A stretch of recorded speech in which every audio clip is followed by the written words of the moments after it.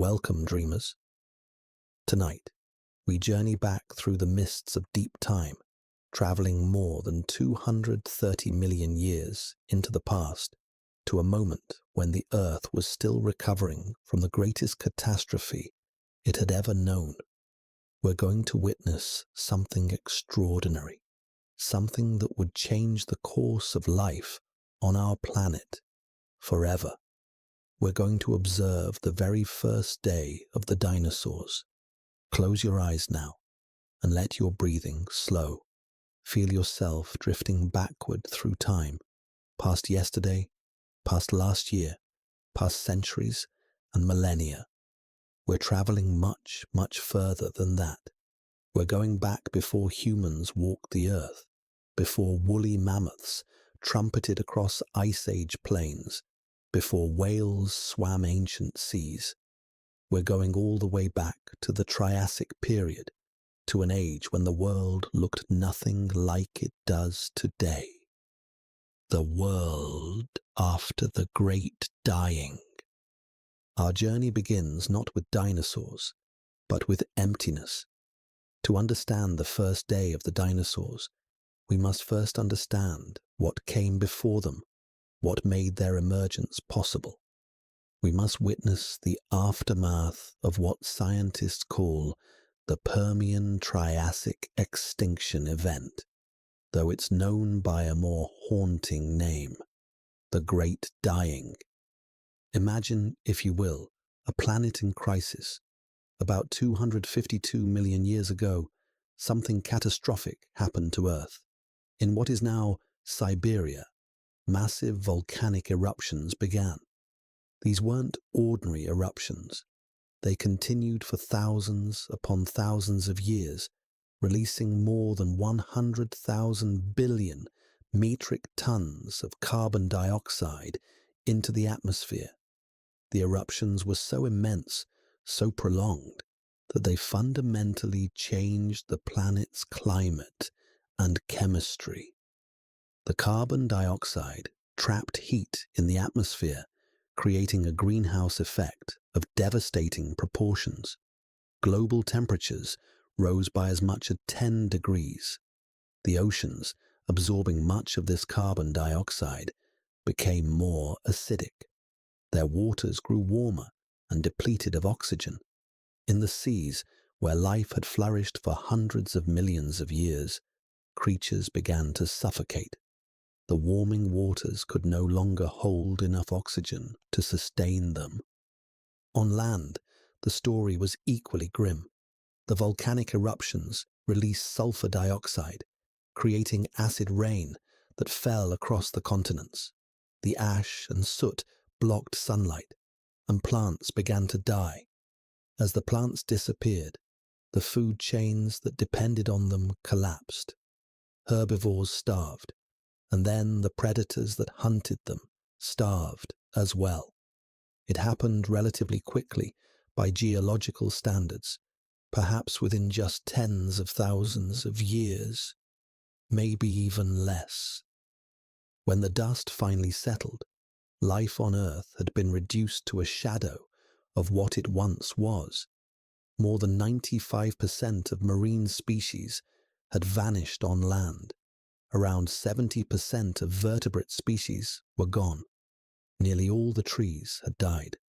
The fossil record shows us forests replaced by layers of fossilized fungi, suggesting vast expanses of dead wood being slowly decomposed by scavengers feasting on an epic meal of death. The world that emerged from this catastrophe was almost unrecognizable. The lush forests that had dominated the Permian period were gone. The dominant land animals, the therapsids, those mammal-like reptiles that had ruled for millions of years, were reduced to a handful of species clinging to survival. The seas, once teeming with countless life forms, were now quiet, occupied by only the hardiest survivors. The Earth had been reset, its evolutionary clock rewound. And into this emptied world, life slowly, patiently began to rebuild itself. The stage is set. Pangaea and the Triassic climate. Picture now the geography of this early Triassic world, for it looks nothing like the Earth you know. All of the planet's landmasses have come together to form a single, vast supercontinent. The ancient Greeks would later have a name for such a unified landmass: Pangaea, meaning all Earth. Pangaea was shaped roughly like a giant letter C, stretching from pole to pole, spanning about 85 degrees of latitude. This enormous landmass straddled the equator, with its bulk extending into both the northern and southern hemispheres. To the east, the supercontinent curved inward, forming a massive bay. This indentation was filled by a warm, shallow sea called the Tethys, which stretched eastward between what would someday become Europe and Africa. All around Pangaea, covering the rest of the planet, was Panthalassa, the world ocean, a body of water that dwarfed even our modern Pacific. The sheer size of Pangaea created climatic conditions unlike anything we experience today.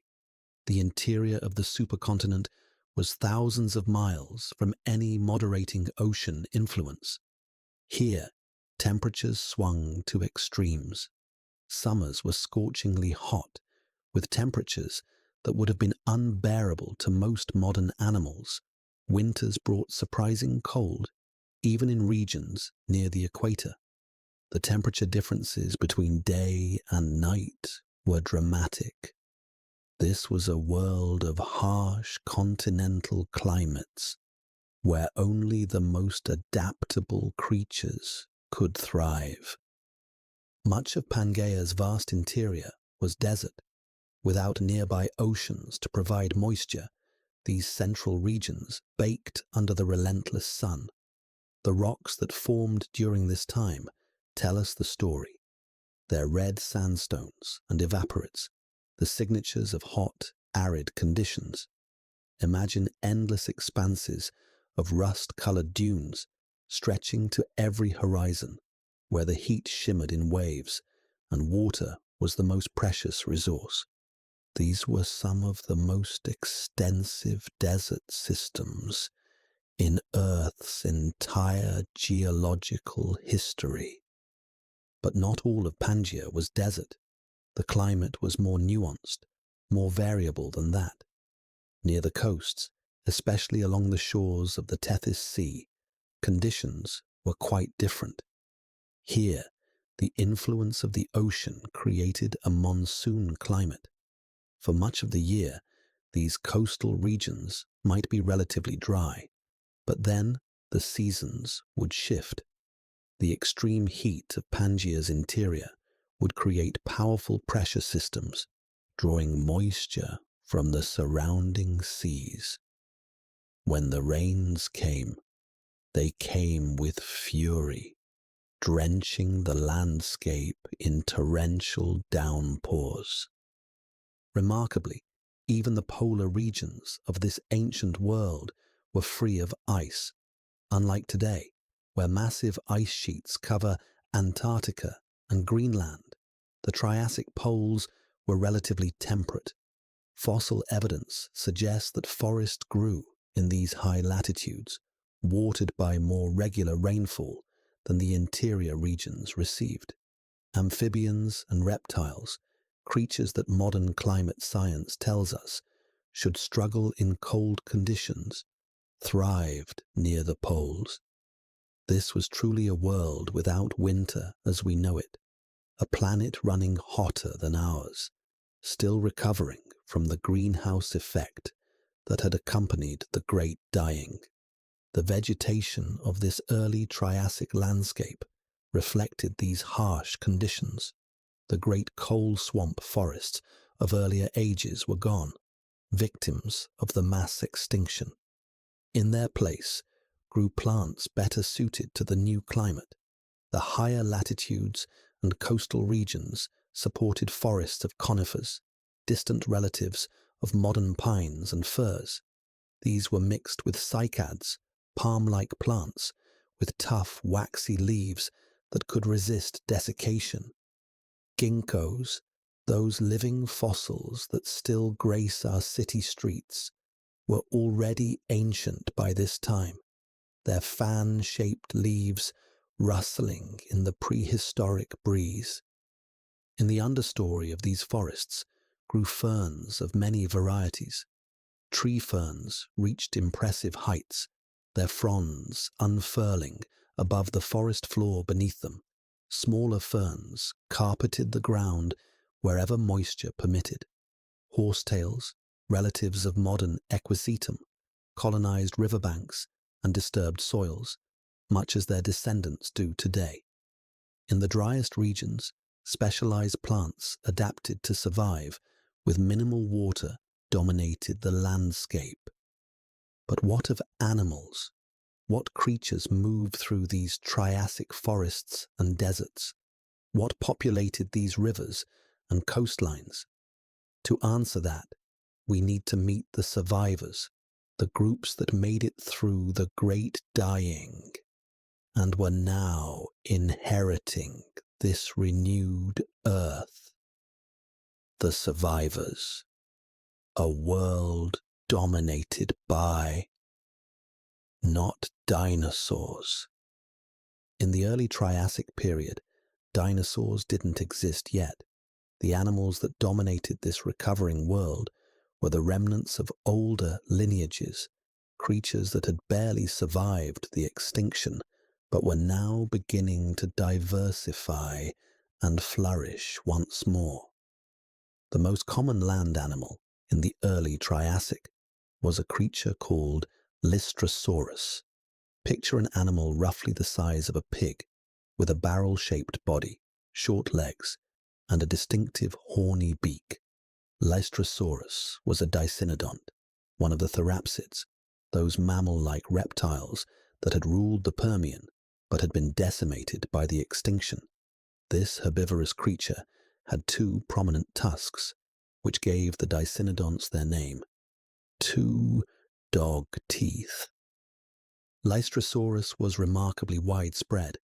Its fossils have been found in what are now Antarctica, India, China, Russia, and southern Africa. This global distribution makes perfect sense when you remember that all these places were connected in Pangaea. Lystrosaurus could walk from one future continent to another without crossing any ocean. Its success in the aftermath of the extinction was remarkable. In some fossil sites, Lystrosaurus makes up more than 95% of all vertebrate fossils, suggesting it was extraordinarily abundant. What made Lystrosaurus so successful? It likely possessed several survival traits. Its beak allowed it to crop tough, fibrous vegetation, and it may have been a burrower, able to escape the worst of the heat and climatic extremes by retreating underground. Some scientists suggest it may have even been semi-aquatic, spending time in rivers and lakes to stay cool. Whatever its precise lifestyle, Lystrosaurus was a disaster taxon, an organism that thrived in the disturbed conditions following the mass extinction. Alongside Lystrosaurus were other therapsids, including the cynodonts. These creatures are particularly fascinating to us because they're our ancestors. The cynodonts were becoming increasingly mammal-like. They likely had fur, or at least some form of insulation. They may have been warm-blooded, able to maintain a constant body temperature independent of their environment. Their teeth were differentiated into incisors, canines, and molars, much like ours. Their hearing was becoming more acute, with some of the bones from their jaws beginning to migrate into their ears. One notable early Triassic cynodont was Thrinaxodon, about the size of a cat. Its skull shows features that are remarkably mammalian, and paleontologists have found burrows containing fossils of this creature, suggesting it lived in underground dens, much like modern mammals. The cynodonts would continue to evolve throughout the Triassic, and by the end of the period, some of them would cross that fuzzy boundary we draw between reptile and mammal, becoming the first true mammals. But the therapsids, successful as they were in the early Triassic, would not remain the dominant land animals. Another group of reptiles was beginning to diversify, and they would eventually overshadow the mammal lineage for the next 160 million years. These were the archosaurs, the ruling reptiles. The archosaurs had survived the extinction as well, though they were initially less common than the therapsids, but they possessed certain advantages that would serve them well in the changing Triassic world. Their ankle joints were more advanced, allowing for more efficient movement. They could achieve an upright stance, with their legs positioned directly under their bodies rather than sprawling out to the sides. This posture was more energy efficient for sustained activity and would prove crucial in the evolution of larger body sizes. Early archosaurs were diverse and often quite strange by modern standards. There were creatures like Euparkeria, a small, agile predator about 3 feet long that may have been able to run on its hind legs when moving quickly. There were the Proterosuchians, rather crocodile-like animals that lived in and around water. And there were the Erythrosuchids, large predators with massive skulls and formidable teeth. As the early Triassic transitioned into the middle Triassic, the archosaurs began to split into 2 major lineages. One branch, called Pseudosuchia, would eventually lead to modern crocodilians. These Pseudosuchians would dominate most Triassic ecosystems as the largest predators. The other branch, Avemetatarsalia, was initially much less prominent, but it's this lineage that concerns us most because it would give rise to pterosaurs, and most importantly, to dinosaurs. The Middle Triassic, the stage before the stars. As millions of years passed, and the Triassic period moved from its early phase into its middle stage, life continued to diversify. The scars of the Great Dying were healing. Forests were becoming more extensive. The fauna was growing more complex. And in this changing world, the groundwork was being laid for the emergence of dinosaurs. In the Middle Triassic, roughly 245 to 235 million years ago, archosaurs were becoming increasingly dominant. The Pseudosuchians, in particular, were experiencing a remarkable radiation, evolving into a bewildering array of forms. Consider the Rauisuchians, massive predators that would have been the apex hunters of their time. These creatures could reach lengths of 20 feet or more, with skulls exceeding 3 feet long.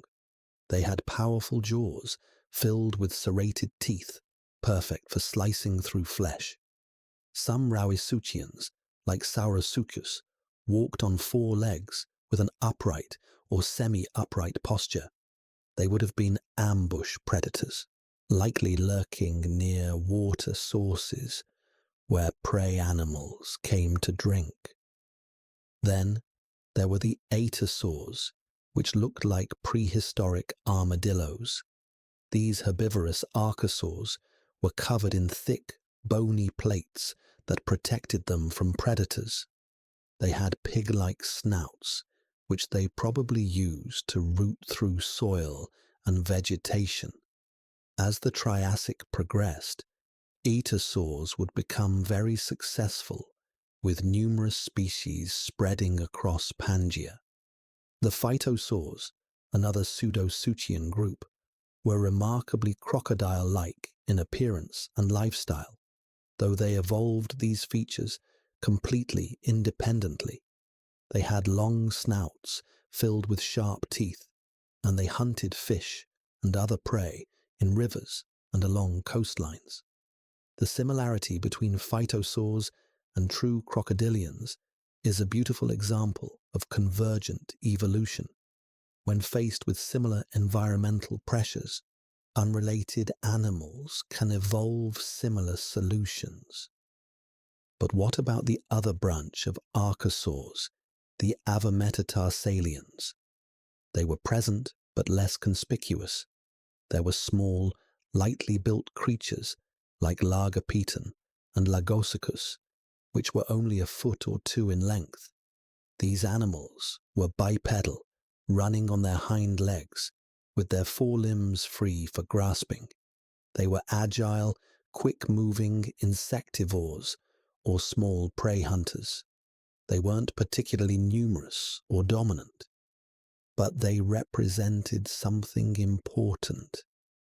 They were experimenting with the body plan that would become characteristic of dinosaurs. The precise origins of dinosaurs are still debated by paleontologists. The earliest potential dinosaur or dinosaur relative is a creature called Nyasasaurus from Tanzania, dated to about 243 million years ago. However, its fossils are fragmentary, consisting mainly of an upper arm bone and some vertebrae, so paleontologists aren't certain whether it's a true dinosaur or a very close relative. What's clear is that by this time, the Middle Triassic, animals very close to being dinosaurs definitely existed. These proto-dinosaurs, or earliest dinosaurs, shared several key features. They stood upright, with their legs directly beneath their bodies in a fully parasagittal stance.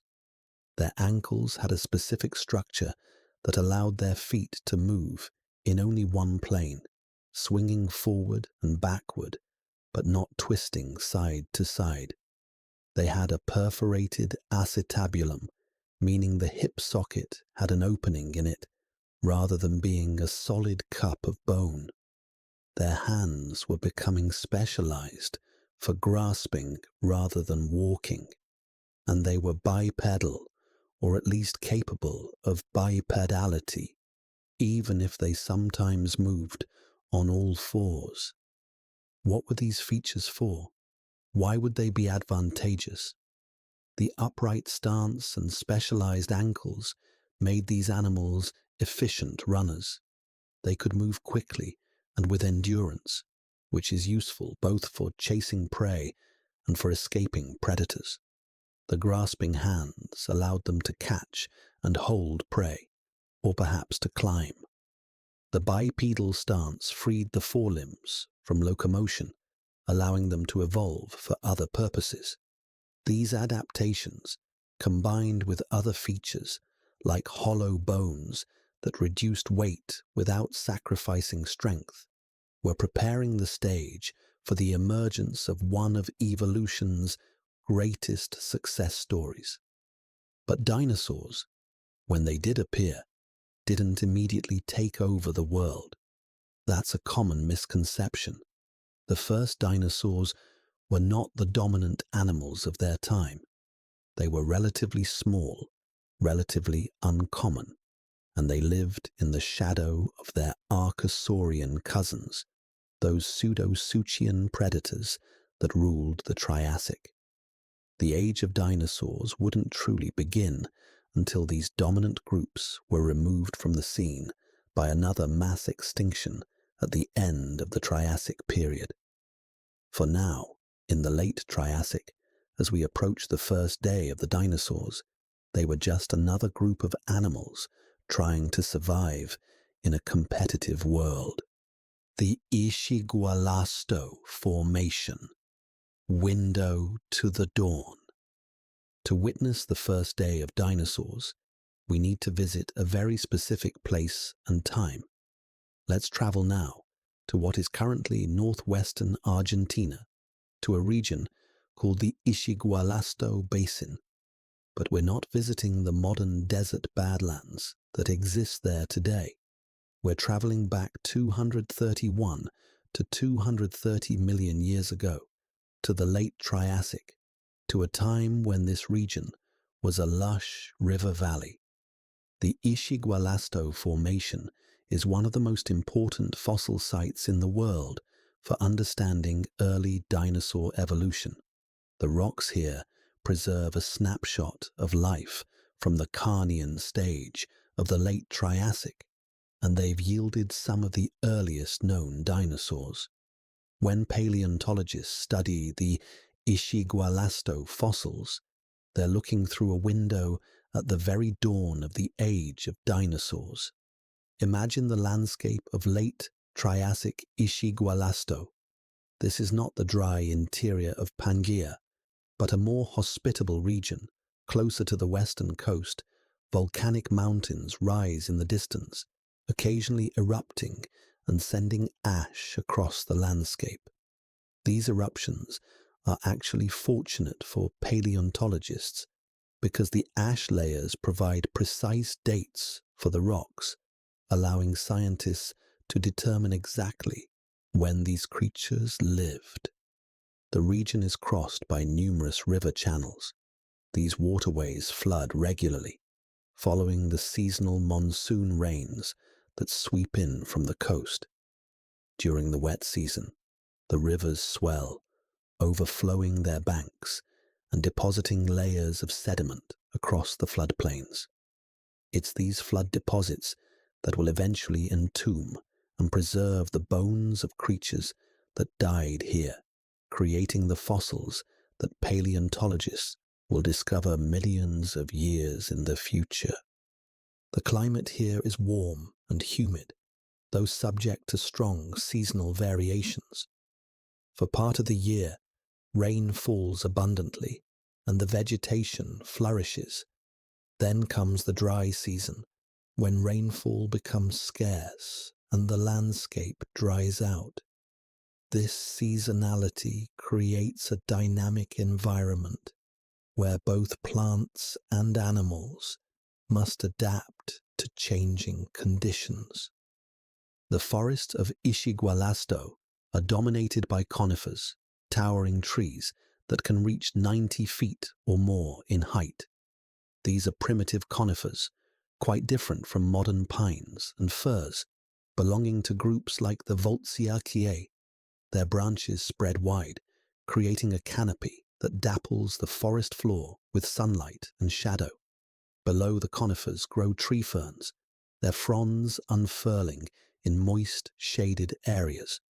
Horsetails, looking like giant versions of their modern relatives, colonize the river banks. And everywhere, there are ferns, carpeting the understory in a thick layer of green. This is the world into which the first dinosaurs emerged. And on our imaginary visit to witness that first day, we would encounter a remarkable diversity of animals, most of which are not dinosaurs at all.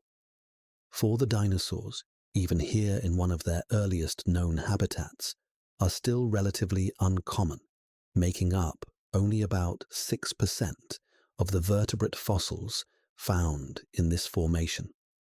A day in late Triassic Ishigualasto. Dawn breaks over the river valley.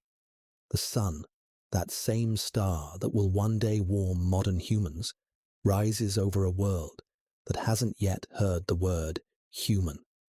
Its light filters through the morning mist that hangs over the river, and the day begins. Along the muddy riverbank, a group of herbivores is already active. These are rhinoceros, pig-sized creatures with distinctive hooked beaks. They're busy rooting through the vegetation, using their specialized jaws to slice through tough plant material. The most common species here is Hyperodopedon, and they're numerous. Their sturdy bodies and strong claws make them well adapted to digging up roots and tubers. They move in loose aggregations, not quite herds, but certainly comfortable in each other's presence, finding safety in numbers. Watching the rhinoceros from a patch of horsetails is a cynodont, a mammal-like predator called Exaeretodon. This creature is about the size of a large dog, with a body that combines reptilian and mammalian features. Its posture is more upright than a sprawling lizard, but not quite as fully upright as a modern mammal. It has differentiated teeth, including impressive canines, and it's likely covered in fur, or at least some form of insulation. Exaeretodon watches the rhinoceros carefully, looking for any sign of weakness, a straggler or a juvenile that might make an easy meal. But the rhinoceros are alert, and for now, the cynodont decides to wait for a better opportunity. Further from the river, in more open terrain, a very different creature moves through the landscape. This is Ishigualastia, one of the last large dicynodonts. It's a massive animal, weighing perhaps several hundred pounds, with a barrel-shaped body and those characteristic tusks that give dicynodonts their name. Ishigualastia is an herbivore, using its horny beak to crop vegetation. It moves slowly but deliberately, its bulk giving it protection from most predators. The age of the dicynodonts is waning, the group's heyday having passed in the Permian period. But here, in the late Triassic, a few species still persist, living reminders of an earlier age. As the morning progresses, we might catch a glimpse of something truly formidable.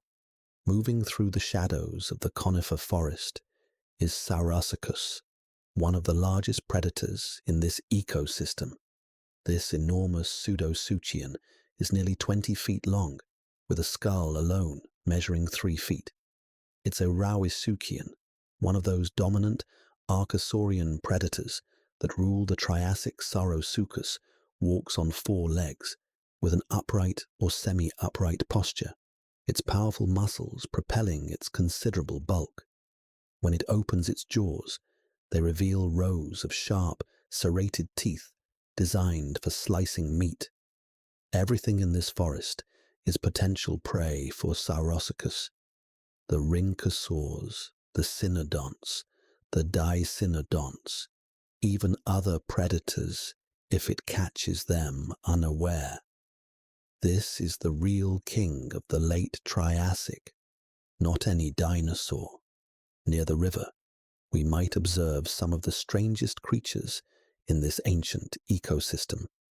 These are the phytosaurs, looking for all the world like modern crocodiles, though they're only distantly related.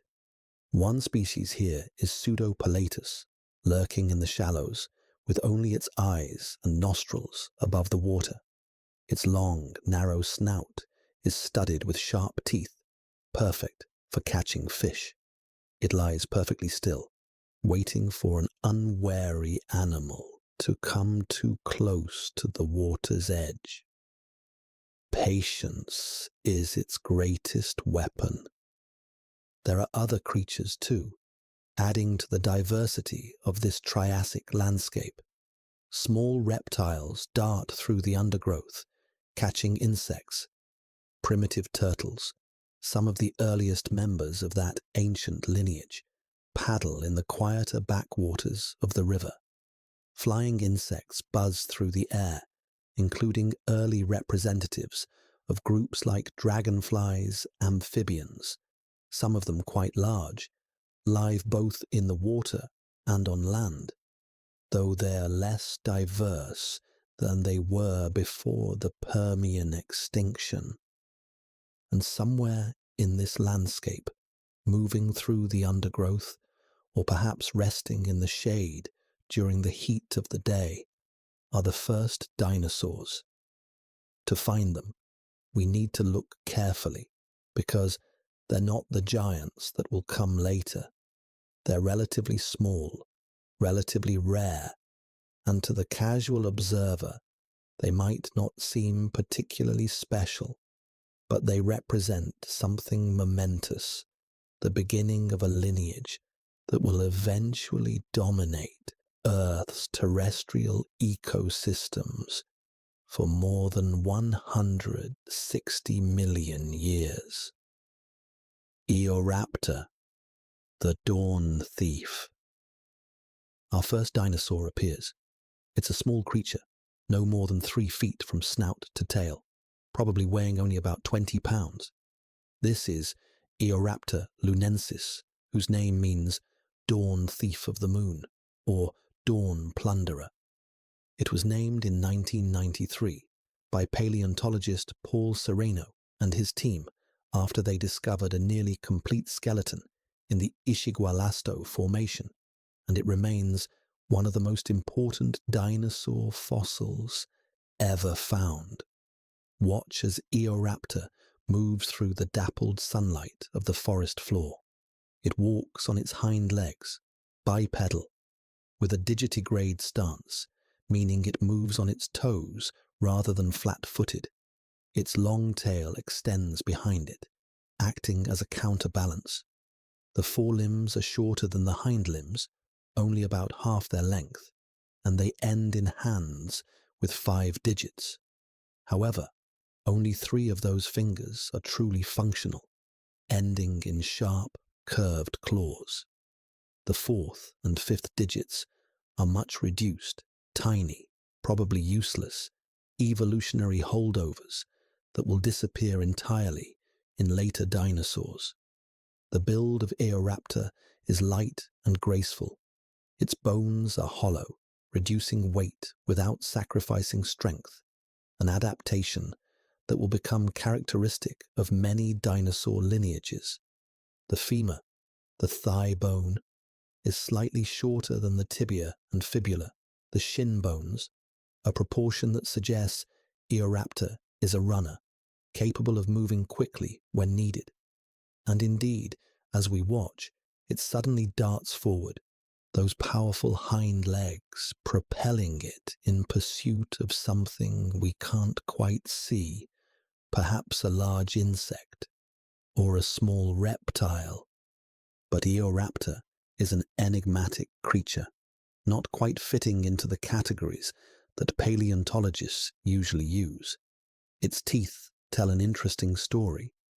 In the upper jaw, some of the teeth are serrated and recurved, curving backward, which is typical of carnivorous dinosaurs. But in the lower jaw, the teeth are more leaf-shaped, more like those of herbivorous dinosaurs. What does this mixed dentition mean? Was Eoraptor an omnivore, eating both meat and plants? This seems likely. It probably had a varied diet, taking advantage of whatever food sources were available.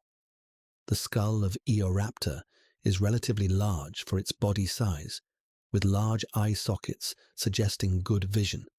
Its sense of smell was probably also acute, important for finding food and detecting danger. Unlike later theropod dinosaurs, Eoraptor lacks some of the more specialized features that carnivorous dinosaurs would develop. It doesn't have a sliding joint in its lower jaw, which later meat-eaters would use to hold on to struggling prey. It's still somewhat generalized, primitive, not yet fully specialized. And that's exactly what makes Eoraptor so important scientifically. Many paleontologists believe that Eoraptor closely resembles the common ancestor of all dinosaurs, or at least it's very close to that ancestral form.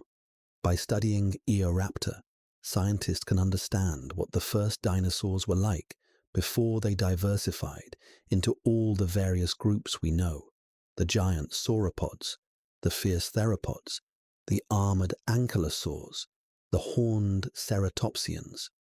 All of those lineages trace back to something not unlike Eoraptor, a small bipedal generalized predator or omnivore moving through late Triassic forests. As we watch Eoraptor, we might notice it's not alone. There, in the distance, moving parallel to our first dinosaur, is another creature.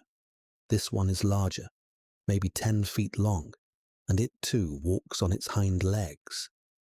This is Herrerasaurus, and it represents a somewhat different branch of early dinosaur evolution. Herrerasaurus, the larger predator. Herrerasaurus ishigualastensis was one of the first dinosaurs to be named, described in 1963 by Argentine paleontologist Osvaldo Reig. It's named after Victorino Herrera, the Andean goatherd who discovered the first fossils in 1958. For many years, Herrerasaurus was poorly known, represented only by fragmentary remains, and its classification was uncertain. Was it a true dinosaur? Was it a dinosaur ancestor? Was it a theropod? Or something more primitive? Then, in the 1980s, a much more complete skeleton was discovered, including an excellent skull, and suddenly paleontologists understood Herrerasaurus much better. It is indeed a dinosaur, and a fascinating one, showing us a stage in dinosaur evolution after Eoraptor, but before the later, more derived groups.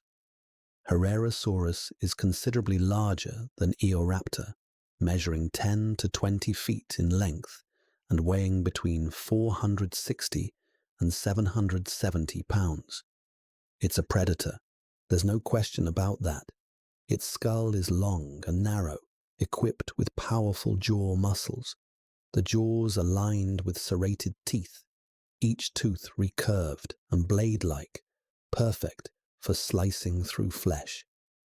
Unlike Eoraptor, Herrerasaurus has a sliding joint in its lower jaw, allowing it to maintain a firm grip on struggling prey. Watch as Herrerasaurus moves through the forest. Its gait is confident, purposeful. Like Eoraptor, it's bipedal, walking on its hind legs. Its forelimbs are strong and equipped with sharp, curved claws. These arms are relatively short compared to the hind limbs, but they're not vestigial. They're clearly functional, used for grasping prey. When Herrerasaurus catches something, it can use these claws to hold onto it, while the powerful jaws do their work. The body of Herrerasaurus is lean and muscular. It's built for an active, predatory lifestyle. The long tail helps with balance, particularly when making quick turns while running. The hind limbs are powerful, capable of bursts of speed when chasing prey. This is an ambush predator or pursuit predator, probably capable of taking down prey as large as or larger than itself. But what does Herrerasaurus hunt in this late Triassic ecosystem? The answer is probably a variety of things. The rhynchosaurs, numerous and relatively slow-moving, would be prime targets. Herrerasaurus might also hunt smaller animals, like the early mammals, the cynodonts, or other reptiles. It might even occasionally catch smaller dinosaurs, like Eoraptor, though whether it actively hunted them or simply took them opportunistically is unclear. Some fossil sites have preserved Herrerasaurus with the remains of smaller animals in its stomach region, confirming its role as a predator. In the classification of dinosaurs, Herrerasaurus is considered a saurischia, a member of the lizard-hipped group of dinosaurs. This is one of the two major divisions of Dinosauria, with the other being the ornithischia, or bird-hipped dinosaurs. The saurischians would eventually give rise to two major groups: the theropods, those bipedal predators that include everything from Allosaurus to Tyrannosaurus to modern birds, and the sauropodomorphs, those long-necked herbivores that would become the largest land animals ever to walk the earth. Herrerasaurus is classified in the family Herrerasauridae, which is considered basal or primitive within Saurischia.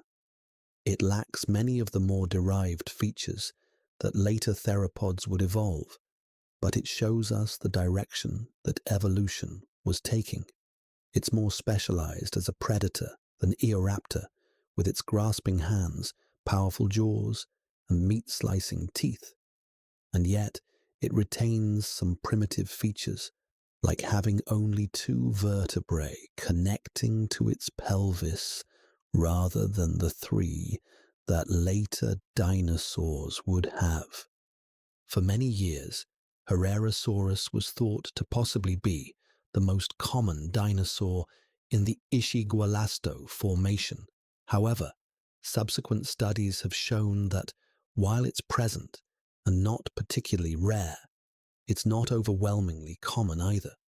The real numerically dominant animals of this ecosystem are those ranchosaurs and those mammal-like reptiles, not dinosaurs. Herrerasaurus is successful, certainly, but it's still just one player among many in this diverse ecosystem.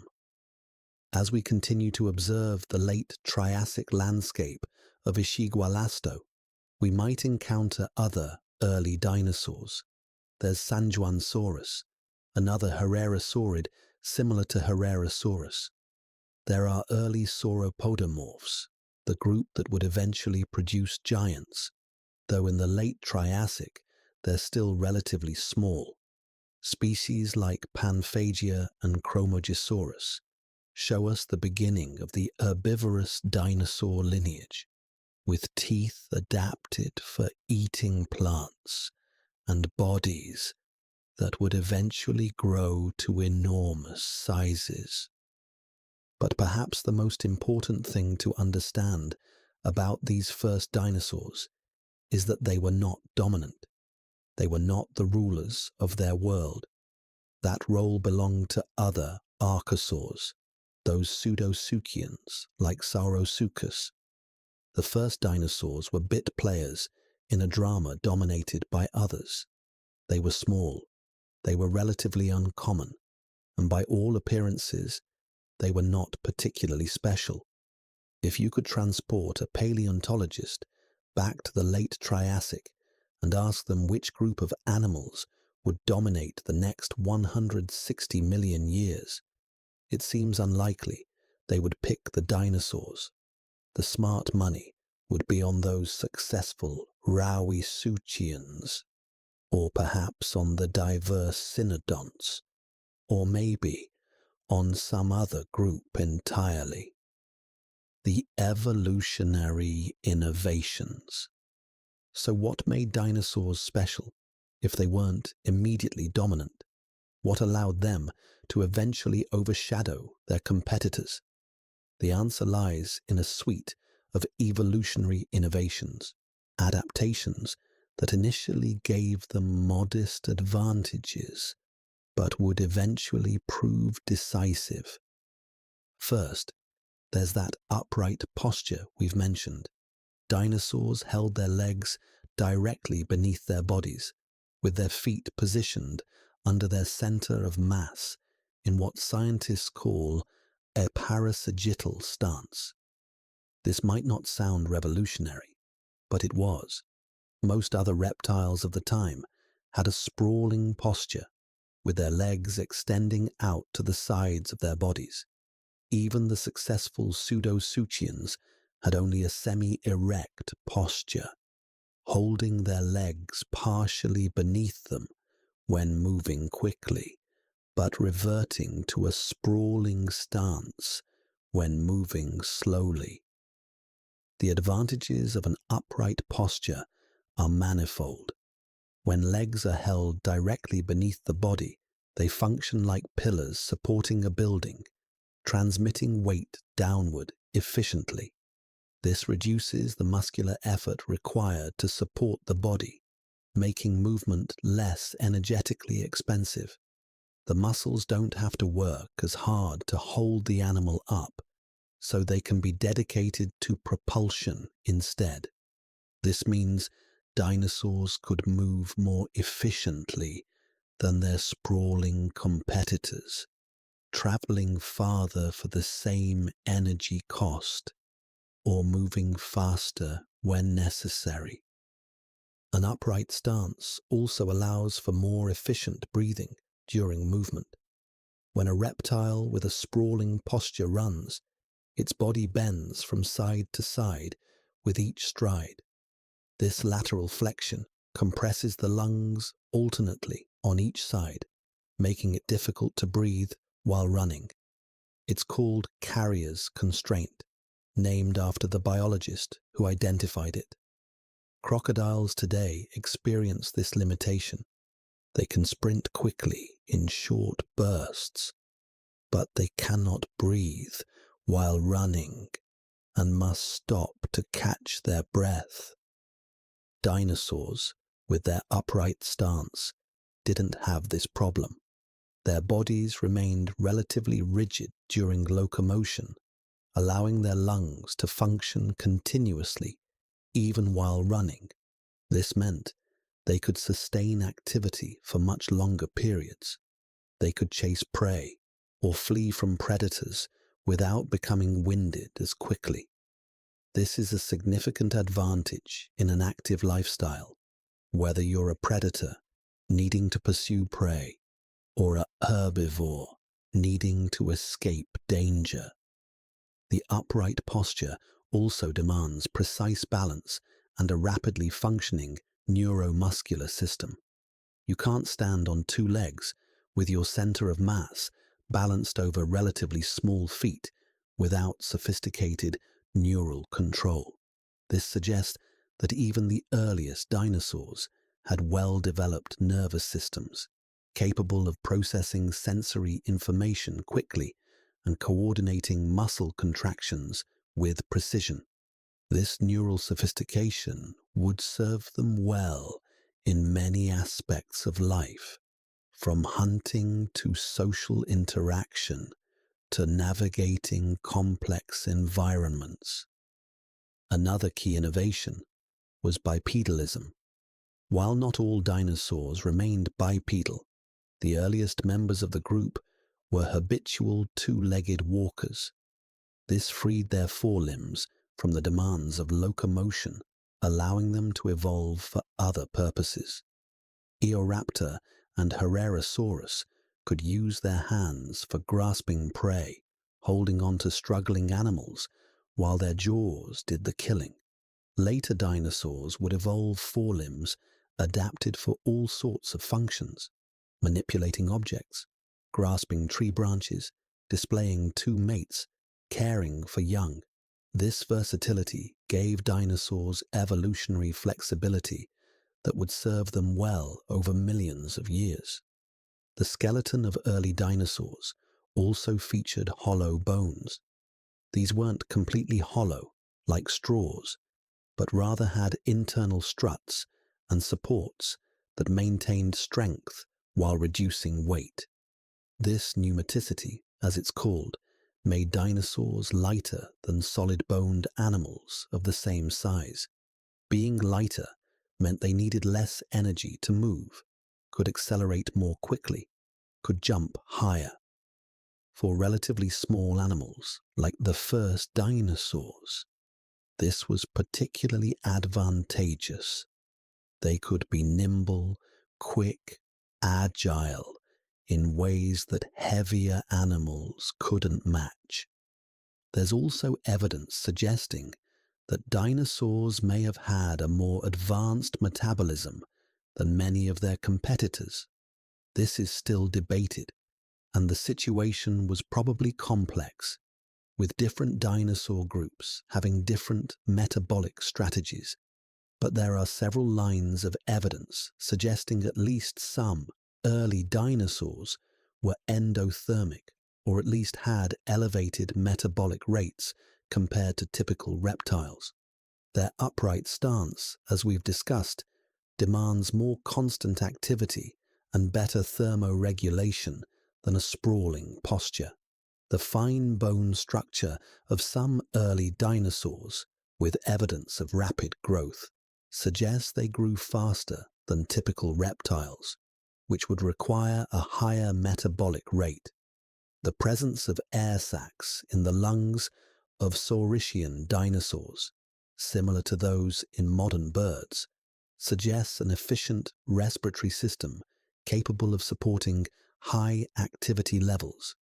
All of this points toward dinosaurs being relatively warm-blooded, or at least more active and energetic than the cold-blooded reptiles we know today. If early dinosaurs were indeed endothermic, or at least had elevated metabolic rates, this would have given them advantages in certain environments. They could be active earlier in the morning and later in the evening when temperatures were cooler. They could inhabit cooler regions, including higher elevations and higher latitudes. They could maintain activity levels during seasonal temperature fluctuations. All of these capabilities would expand the ecological niches available to them. But perhaps most importantly, dinosaurs had evolved a successful body plan that was flexible and adaptable. The basic dinosaur blueprint, with its upright bipedal stance, grasping hands, hollow bones, and relatively large brain, could be modified in countless ways. This body plan would eventually produce tiny chicken-sized predators and multi-ton herbivores, swift runners and armored tanks, creatures that lived in forests and those that lived in open plains. This evolutionary versatility would allow dinosaurs to adapt to changing conditions and to diversify into a remarkable array of forms. Yet none of these advantages immediately made dinosaurs dominant. In the late Triassic, they were still minor players. The pseudosuchians were more numerous, more diverse, and filled most of the important ecological roles. So what changed? What allowed these small, uncommon animals to become the rulers of the Mesozoic world? The answer lies in another catastrophe, another mass extinction that would reshape the Earth once again. The end Triassic extinction, opening the door. The Triassic period did not end peacefully.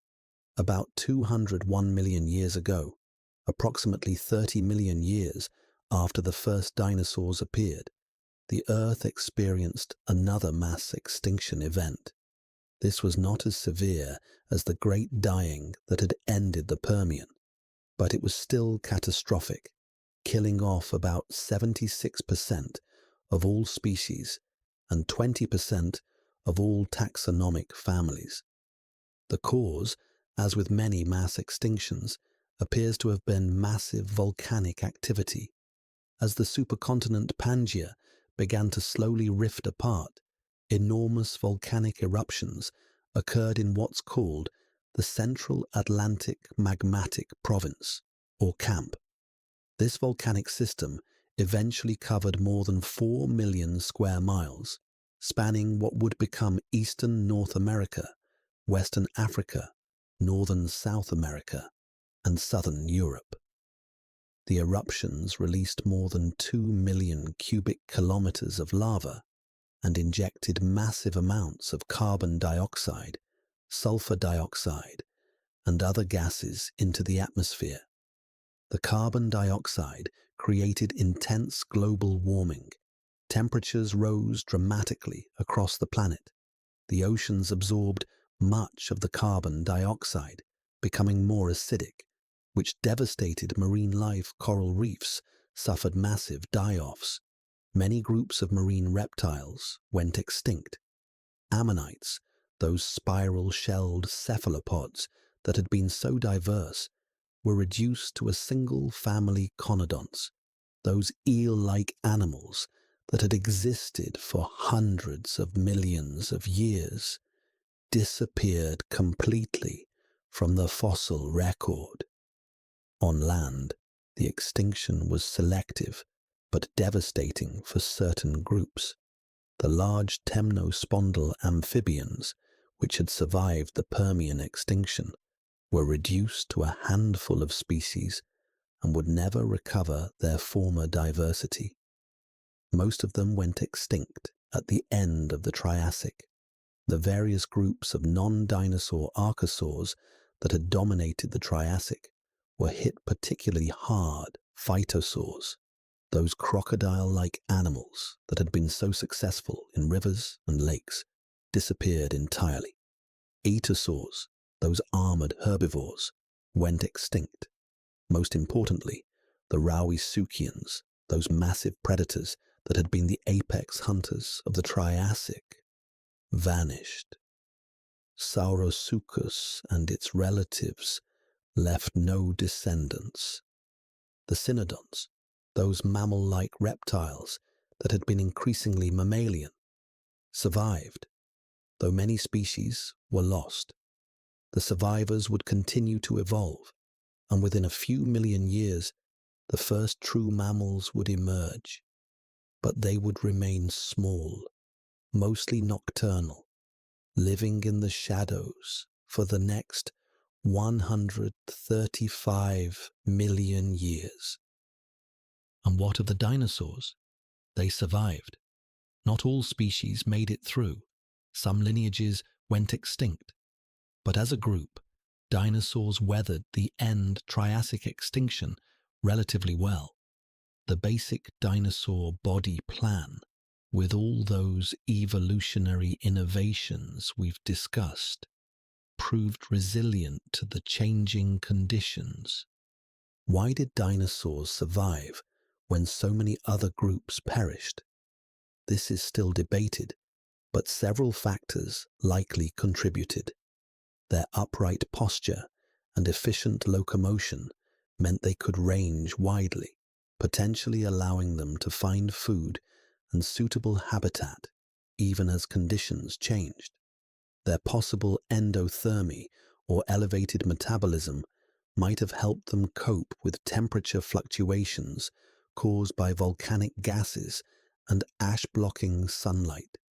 The ability to breathe while running meant they could remain active even in stressful conditions. Their relatively small size, at least for the early species, meant they required less food and could survive on resources that couldn't sustain larger animals. There's also a suggestion that the extinction was particularly hard on large animals, especially large ectotherms. If volcanic winters, periods of cooling caused by ash in the atmosphere, were part of the extinction scenario, then warm-blooded animals with insulation would have had an advantage over cold-blooded reptiles. Dinosaurs, if they were indeed warm-blooded, or at least had some form of insulation in the form of primitive feathers or filaments, could have been better equipped to survive these cool periods. Whatever the exact reasons, when the dust settled and the volcanic fires cooled, the world was fundamentally different. The dominant groups of the Triassic were gone. Ecological niches stood empty, waiting to be filled. And the dinosaurs, those small, uncommon animals that had been living in the shadows, suddenly found themselves with opportunities they'd never had before. The Jurassic Dawn. Dinosaurs ascendant. In the early Jurassic period, following the end Triassic extinction, dinosaurs began to diversify and spread. Without the Rauisuchians to compete with, theropod dinosaurs could evolve into larger, predatory forms. Without the Aetosaurs monopolizing the herbivorous niches, herbivorous dinosaurs could expand and diversify. The sauropodomorphs, that group which included small herbivores in the Triassic, began to grow larger. By the end of the early Jurassic, sauropods would reach lengths of 50 feet or more, well on their way to becoming the largest land animals ever to walk the earth. Their long necks allowed them to reach vegetation other herbivores couldn't access, giving them an advantage in feeding. Their huge bodies, which would have been a disadvantage in the Triassic, when food was scarce and dominated by competitors, became an asset in the Jurassic as vegetation recovered and spread. The theropods, the predatory dinosaurs, diversified into numerous lineages. Some remained small, quick hunters like their Triassic ancestors. Others grew larger, eventually producing giants like Allosaurus and, much later, Tyrannosaurus rex. Still others became smaller and more specialized, eventually giving rise to birds, which are, after all, just a specialized group of theropod dinosaurs that never went extinct. The Ornithischians, the bird-hipped dinosaurs, also began to diversify in the Jurassic. These herbivores would eventually produce the armored ankylosaurs, the plated stegosaurs, the horned ceratopsians, and the duck-billed hadrosaurs. But in the early Jurassic, they were just beginning their evolutionary journey, small to medium-sized plant-eaters finding their place in the New World Order. By the Middle Jurassic, dinosaurs had become the dominant large land animals on Earth, a position they would hold until the asteroid impact 66 million years ago ended their reign. For 135 million years, dinosaurs were the most successful terrestrial vertebrates on the planet. They occupied every conceivable ecological niche: predators and herbivores, small and large, fast and slow, living in forests, plains, deserts, swamps, even the polar regions. They developed elaborate horns and frills, armor and spikes, feathers, and display structures. They evolved complex social behaviors, parental care, possibly even warm-bloodedness, and complex communication. Reflecting on the first day. And it all began on that first day, or more accurately, over those first few million years in the late Triassic, when small bipedal archosaurs with upright postures began experimenting with a new way of being. Eoraptor, Herrerasaurus, and their contemporaries had no way of knowing the legacy they were founding. They were simply animals trying to survive in a competitive world, finding food, avoiding predators, reproducing, passing their genes to the next generation. The first day of the dinosaurs wasn't really a single day, of course. Evolution doesn't work that way. There was no moment when a non-dinosaur laid an egg and a dinosaur hatched out. Instead, over millions of years, the dinosaur lineage gradually diverged from other archosaurs, accumulating the features that would define Dinosauria. At what point exactly the line was crossed, when the first true dinosaur appeared, is somewhat arbitrary, a matter of how we choose to define our categories. But we can imagine that day, somewhere around 230 million years ago, when an animal that we would recognize as a dinosaur first walked the earth. Perhaps it was in the Ishigualasto Basin, or perhaps somewhere else entirely. Perhaps it looked like Eoraptor, or perhaps like something we haven't yet discovered. But it was there, moving through the cycad forests, hunting in the fern understory, small and seemingly insignificant against the backdrop of the massive pseudosuchians that dominated its world. That animal didn't know it was a dinosaur. It didn't know it was the first of a lineage that would eventually conquer the earth.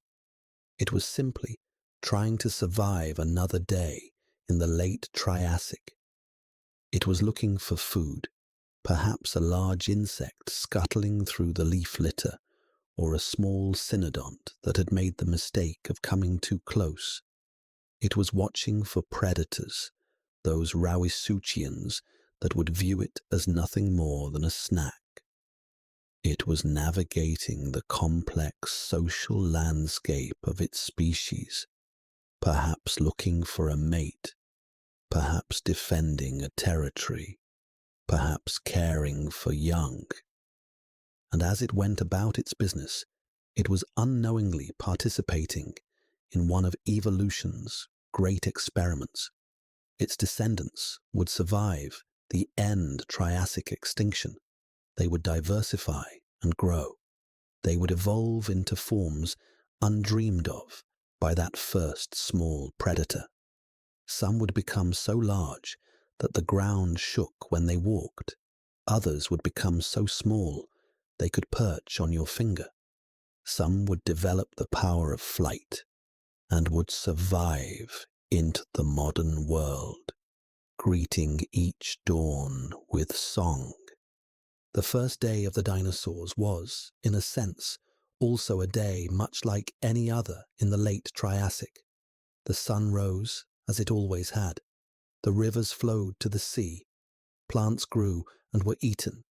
Predators hunted and prey fled. Eggs were laid. Young were born. Old animals died. The great cycles of life continued, as they had for billions of years, and would for billions more. But it was also a day of profound significance, though no one watching could have known it. On that day, or over those gradual years of transition, a new chapter in the history of life began. The age of dinosaurs was dawning, though the full sunrise wouldn't come for millions of years yet. The Earth was about to experience one of the greatest evolutionary radiations of complex life it had ever seen. The planet was about to be reshaped by creatures that would define an entire era, the changing world they inhabited. Let's return once more to that late Triassic world to better understand the environment in which dinosaurs first emerged. The landscape around Ishigualasto, and indeed across much of Pangaea, was in constant flux. This was not a static world, but one of change and dynamism. The seasonal monsoons that swept across the region meant that the landscape transformed dramatically through the year. During the wet season, the rivers swelled, sometimes breaking their banks and flooding vast areas. The floodplains became temporary lakes and marshes. Vegetation exploded with growth, taking advantage of the abundant water. The forests thickened, the ferns grew lush, and flowers of various primitive plants added splashes of color to the landscape, though true flowering plants hadn't yet evolved. During this wet season, food was abundant. The herbivores, whether dinosaurs like early sauropodomorphs or non-dinosaurs like rhynchosaurs and dicynodonts, feasted on the plentiful vegetation They could be selective, choosing the most nutritious plants, the tenderest leaves. In turn, this abundance of herbivores meant good times for predators.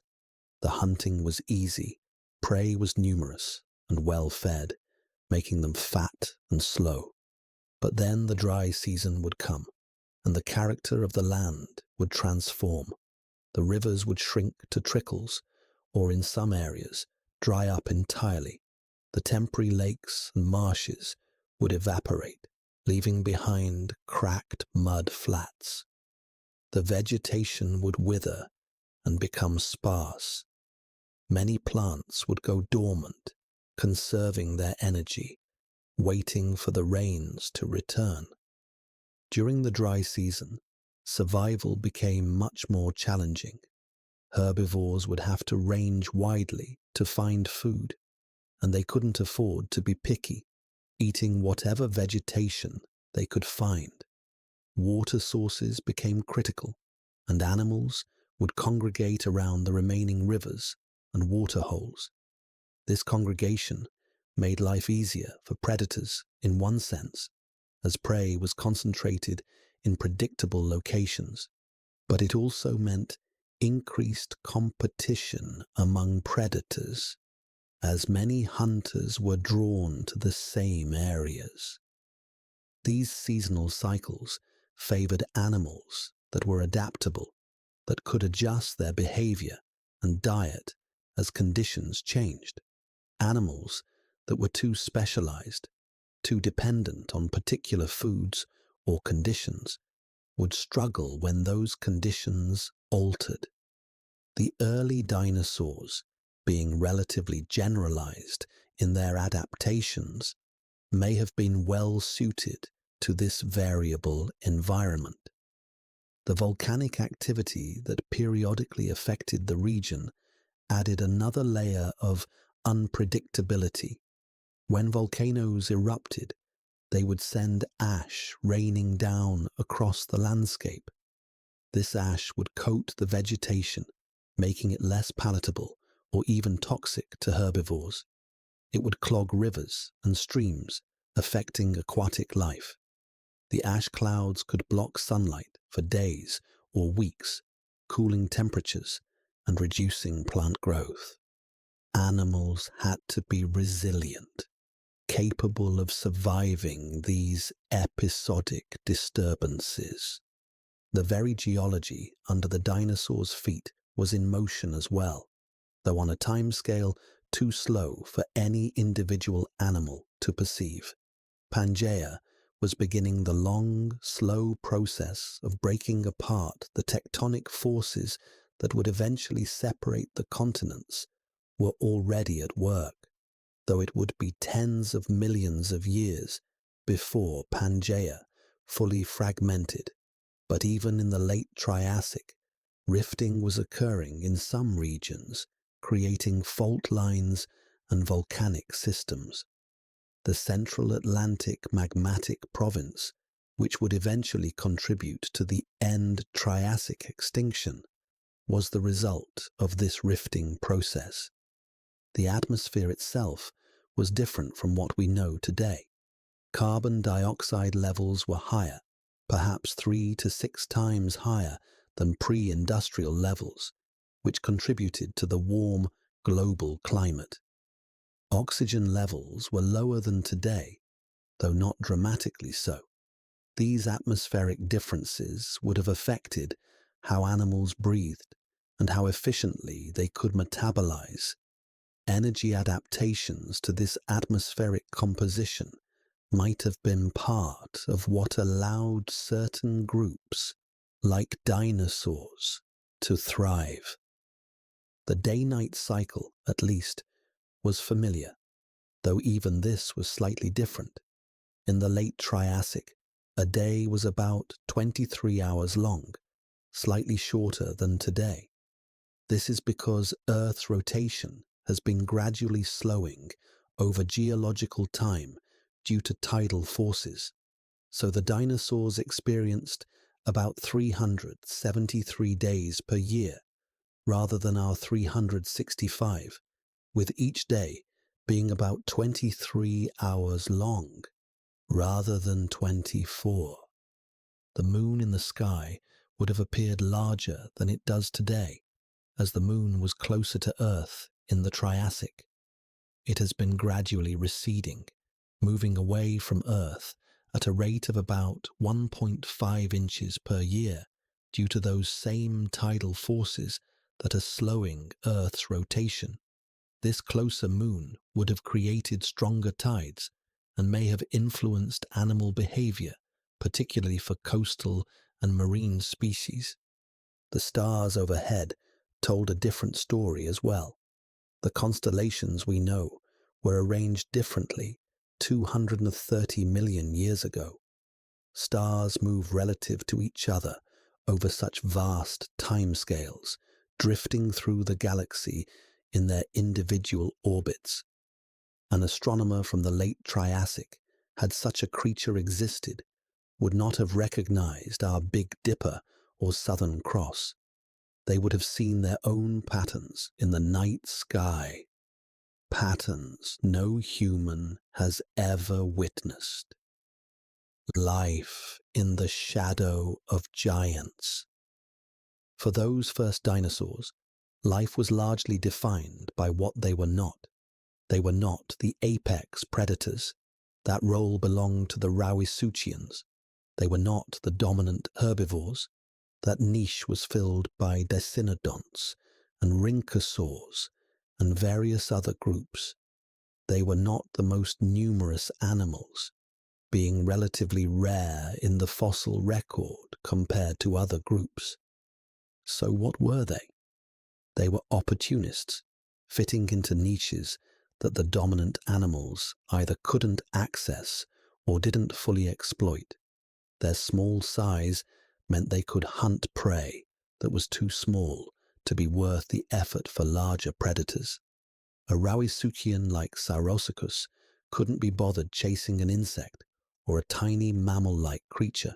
Such small prey provided insufficient energy to justify the effort. But for Eoraptor or young Herrerasaurus, such prey was perfectly adequate, even preferable given their size. Their bipedal stance and grasping hands gave them capabilities that most other animals lacked. They could manipulate objects, could grab and hold on to prey animals that might otherwise escape. They could possibly climb, accessing the lower branches of trees in pursuit of prey or to escape terrestrial predators. This arboreal capability, if they indeed had it, would have opened up three-dimensional habitats that ground-dwelling animals couldn't access. Their relatively high metabolic rates, if the evidence for endothermy is correct, would have allowed them to be active in conditions where cold-blooded animals became sluggish. Early morning, before the sun had warmed the land, the dinosaurs could already be hunting, while their ectothermic competitors were still torpid. Late evening, after the heat of the day had passed, dinosaurs could continue feeding, while others had to cease activity. This extended activity period each day added up to a significant advantage over time. Their efficiency of movement meant they could forage over larger areas than animals with less efficient gaits. If food was scarce in one area, they could travel to another without expending excessive energy. This mobility was particularly valuable during the dry season, when resources were patchy and widely distributed. An animal that could efficiently travel long distances to find food and water had a better chance of surviving the harsh times. But despite these advantages, dinosaurs remained uncommon throughout most of the Triassic. They had carved out a niche for themselves, but it was a modest one. They were successful in their own way, but not dominant. They were survivors, but not rulers. They were interesting animals in a world full of interesting animals, but nothing about them would have suggested to an observer that they were destined for greatness. This is an important lesson about evolution and ecological change. Success in one time period doesn't guarantee success in another. The Rauisuchians were perfectly adapted to the Triassic world, dominant and diverse, clearly the winners of their age. But when conditions changed at the end of the Triassic, their adaptations became liabilities. Their large size meant they needed more food, and food became scarce during the extinction. Their ectothermic metabolism made them vulnerable to temperature fluctuations. Their specializations, while perfect for the Triassic world, were too specific to be flexible when that world transformed. The dinosaurs, by contrast, were in some ways less specialized, more generalized in their adaptations. They weren't perfectly adapted to any particular environment, but they were adequately adapted to many environments. This flexibility, this generalization, became an asset when the world changed. While more specialized animals struggled, dinosaurs could adjust, could find new niches, could survive. This pattern, specialists failing during environmental change while generalists survive, is common in the history of life. It's why cockroaches and rats and humans have been so successful. We're all generalists in our own ways, able to live in varied environments and eat varied diets. And it's why many beautiful, perfectly adapted specialists, like pandas or koalas today, are vulnerable to change. They've put all their evolutionary eggs in one basket, and if that basket is upset, they have nowhere to fall back to. The diversity of early dinosaurs. While we focus primarily on Eoraptor and Herrerasaurus, these were not the only dinosaurs living in the late Triassic. The early dinosaur fossil record is frustratingly incomplete, with many species known only from fragmentary remains. But what we've found suggests that dinosaurs were already beginning to diversify even before the end Triassic extinction gave them their big opportunity. In South America, alongside Eoraptor and Herrerasaurus, lived Sanjuansaurus, another Herrerasaurid similar to Herrerasaurus but possibly slightly smaller. There was also Panphagia, whose name means eats everything, a small sauropodomorph that may have been omnivorous, and Chromogysaurus, another early sauropodomorph, already showing the characteristics that would define that group: a small head, relatively long neck, and adaptations for herbivory. In North America, fossils from the Chinle Formation, which dates to roughly the same period, have yielded dinosaur remains, though they're often fragmentary. Coelophysis, a small, slender predator, about 9 feet long, lived in what is now New Mexico and Arizona. Hundreds of Coelophysis fossils have been found at a single site called Ghost Ranch, suggesting they may have lived in groups, or at least that a group of them died together, perhaps killed by a flood or some other catastrophe. Coelophysis gives us a glimpse of early theropod social behavior, though interpreting social structures from fossilized bones is always challenging. In Europe, in what is now Germany and Switzerland, lived Plateosaurus, one of the larger early dinosaurs. This sauropodomorph could reach lengths of 16 to 33 feet, making it one of the most substantial dinosaurs of its time. Plateosaurus was a herbivore, with a long neck for reaching vegetation and a bipedal stance, though it may have moved on all fours while feeding dozens of Plateosaurus fossils have been found, sometimes in what appear to be mass death assemblages, suggesting they may have migrated in herds or at least congregated in certain areas. In Africa, the Elliott Formation of South Africa and Lesotho has yielded several early dinosaurs. Melanorosaurus, a large sauropodomorph, reached lengths of up to 40 feet, making it one of the largest late Triassic dinosaurs. It was already transitioning towards the quadrupedal stance that would characterize later sauropods, though it retained the ability to rear up on its hind legs. And Heterodontosaurus, known from slightly later deposits, was an early ornithischian with an unusual set of teeth, including tusk-like canines, giving it a fiercer appearance than most herbivorous dinosaurs. Each of these species, and many others known from less complete fossils, represents an experiment in the dinosaur body plan. Evolution was testing different variations, small predators and larger ones, specialized carnivores and omnivores, bipedal herbivores and quadrupedal ones, animals with long necks and animals with short necks, fast runners and slower walkers. Most of these experiments were successful in the sense that the animals survived and reproduced. Some lineages would go extinct, but others would flourish and diversify further. By the end of the Triassic, dinosaurs had spread across Pangaea. They were present on every continent, though they were more common in some regions than others.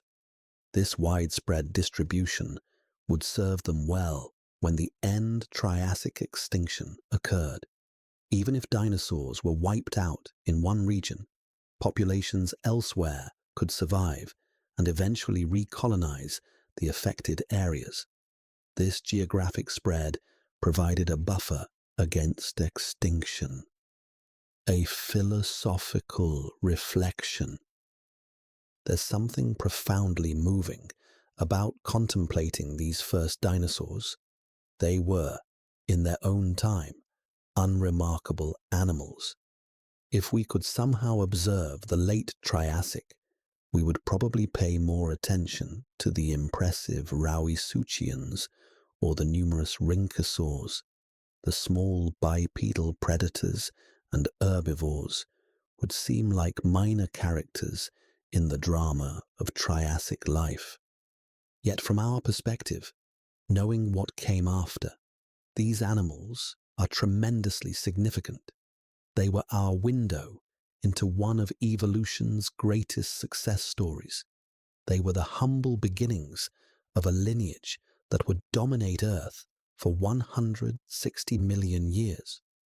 They were the ancestors of creatures that would grow to be the largest land animals ever to exist, and also ancestors of creatures that would eventually take to the air and survive to the present day as birds.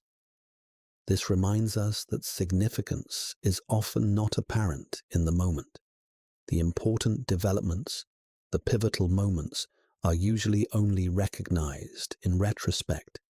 The first human to use fire, the first flower to bloom, the first cell to photosynthesize.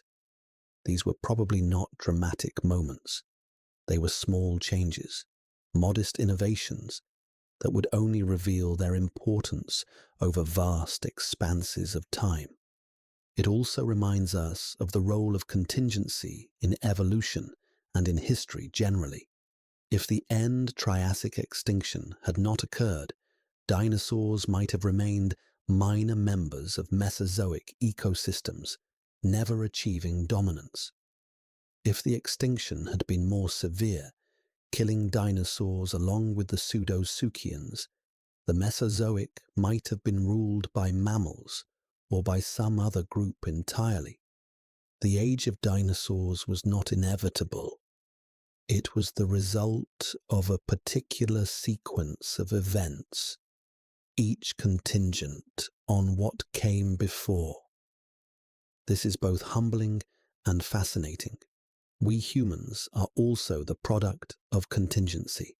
If dinosaurs had not dominated the Mesozoic, if they had not been removed by the end Cretaceous extinction, if our mammalian ancestors had not survived and thrived in the Cenozoic, we would not exist. Our existence depended on these ancient events, on the survival of a small bipedal archosaur in the late Triassic, and then on the extinction of its descendants 165 million years later. The question of dinosaur intelligence. As we imagine these first dinosaurs moving through their late Triassic world, a question naturally arises. How intelligent were they? This is notoriously difficult to determine. From fossils, intelligence doesn't fossilize directly. We can't examine a brain because soft tissue doesn't normally preserve. What we can do is look at the size and shape of the brain case, the cavity in the skull where the brain sat, and make inferences from there. Early dinosaurs like Eoraptor and Herrerasaurus had relatively larger brain cases than most contemporary reptiles, suggesting they had relatively larger brains. Brain size alone doesn't tell us much. Larger animals naturally have larger brains, but when we correct for body size, early dinosaurs appear to have had higher encephalization quotients than many other reptiles of their time. This suggests they may have been more cognitively capable, better at processing information, learning from experience, and solving problems. The structure of the brain case also provides clues. The regions associated with balance and coordination appear to have been well developed in early dinosaurs, which makes sense given their bipedal stance and active lifestyle.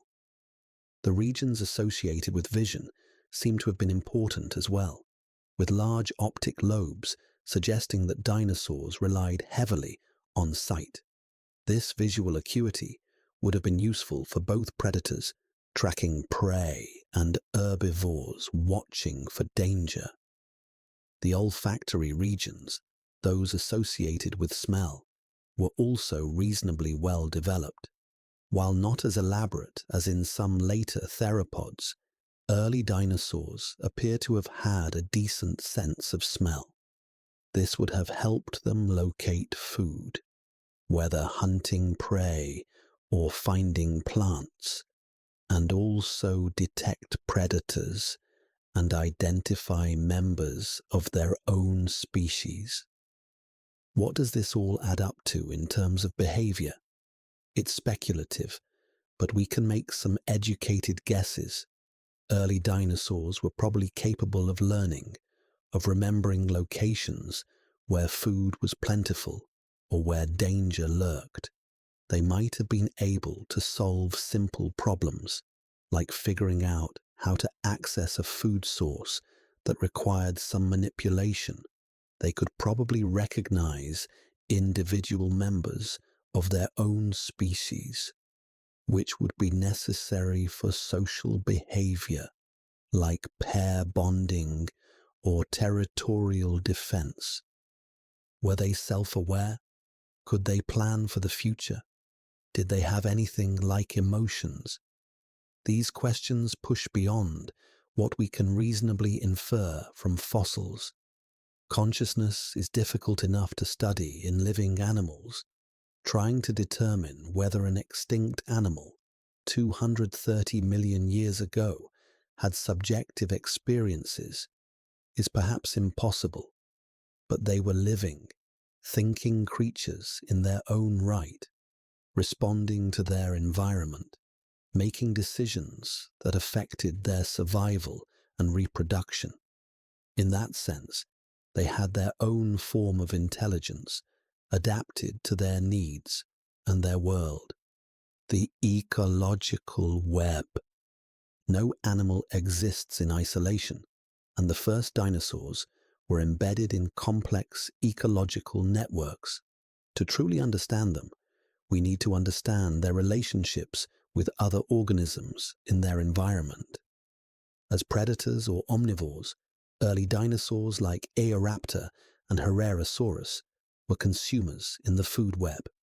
They fed on other animals, primarily insects, small vertebrates, and possibly some plant material. By doing so, they regulated populations of their prey species. If prey became too numerous, predators would have more food, and their own populations would grow, increasing predation pressure until prey populations declined again.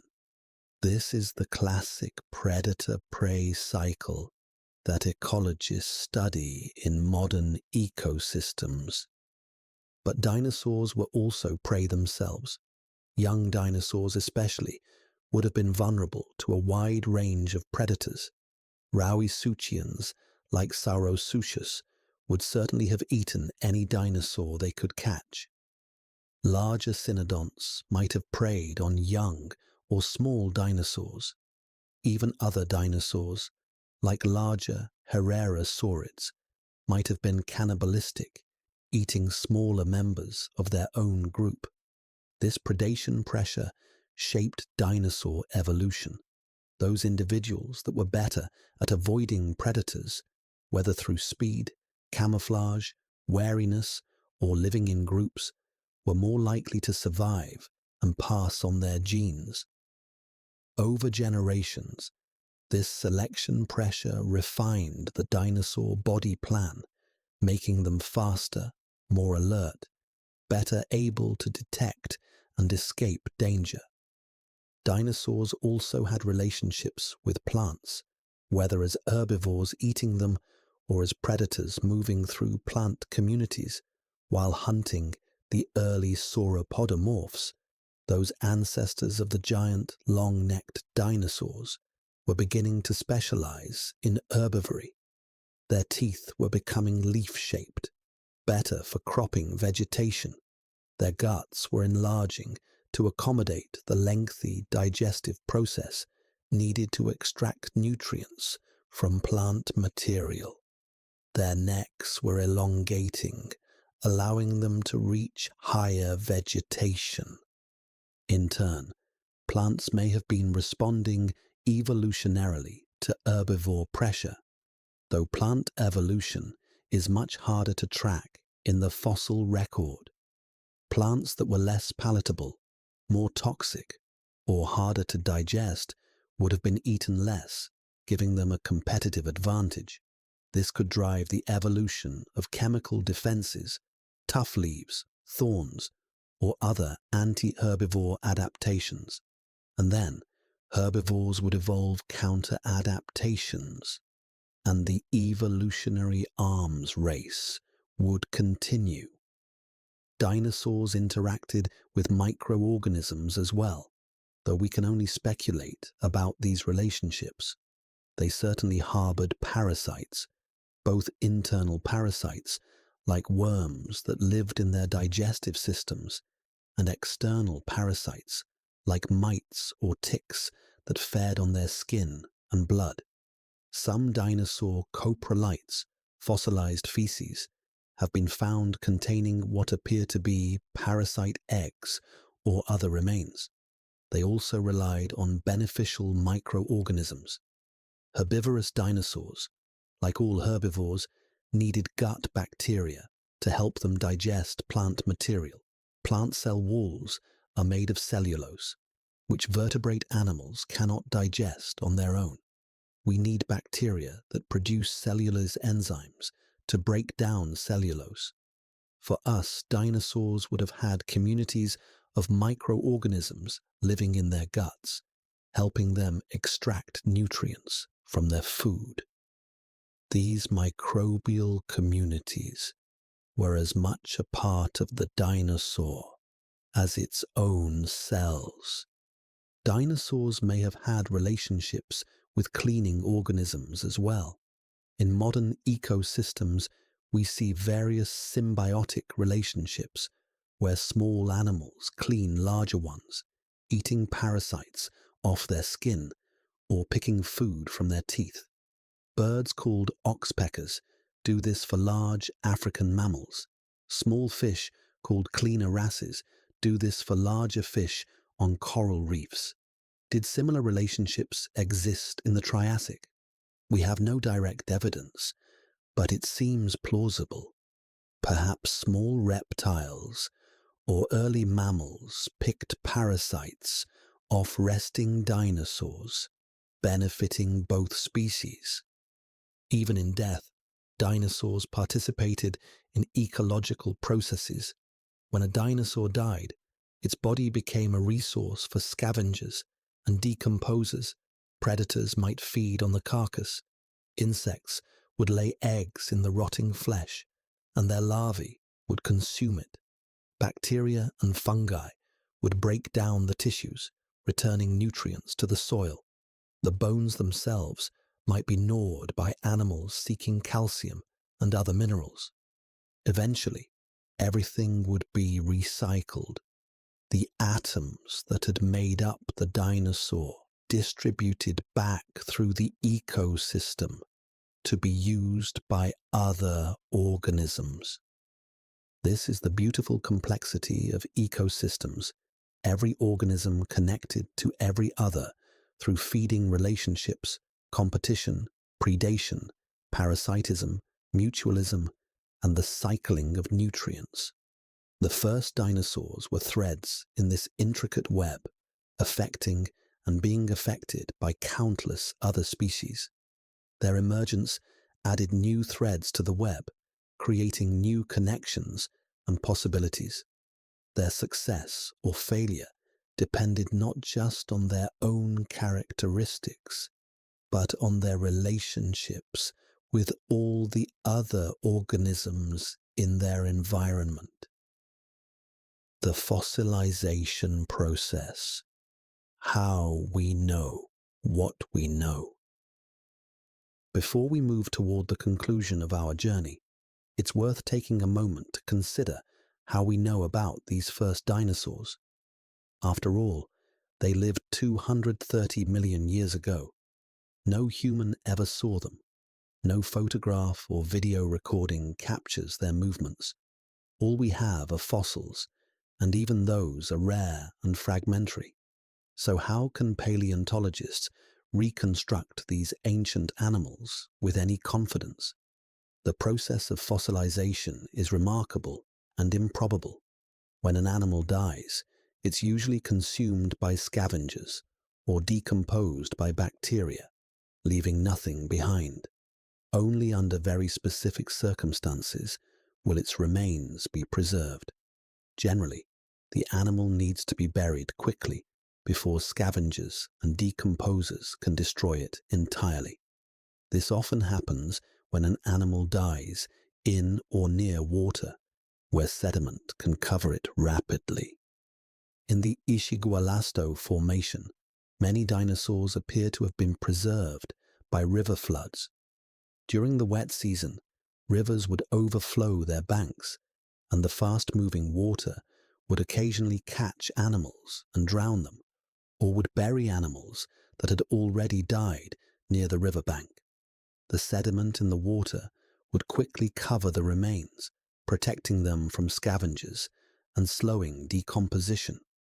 Once buried, a complex chemical process begins. Water percolating through the sediment carries dissolved minerals.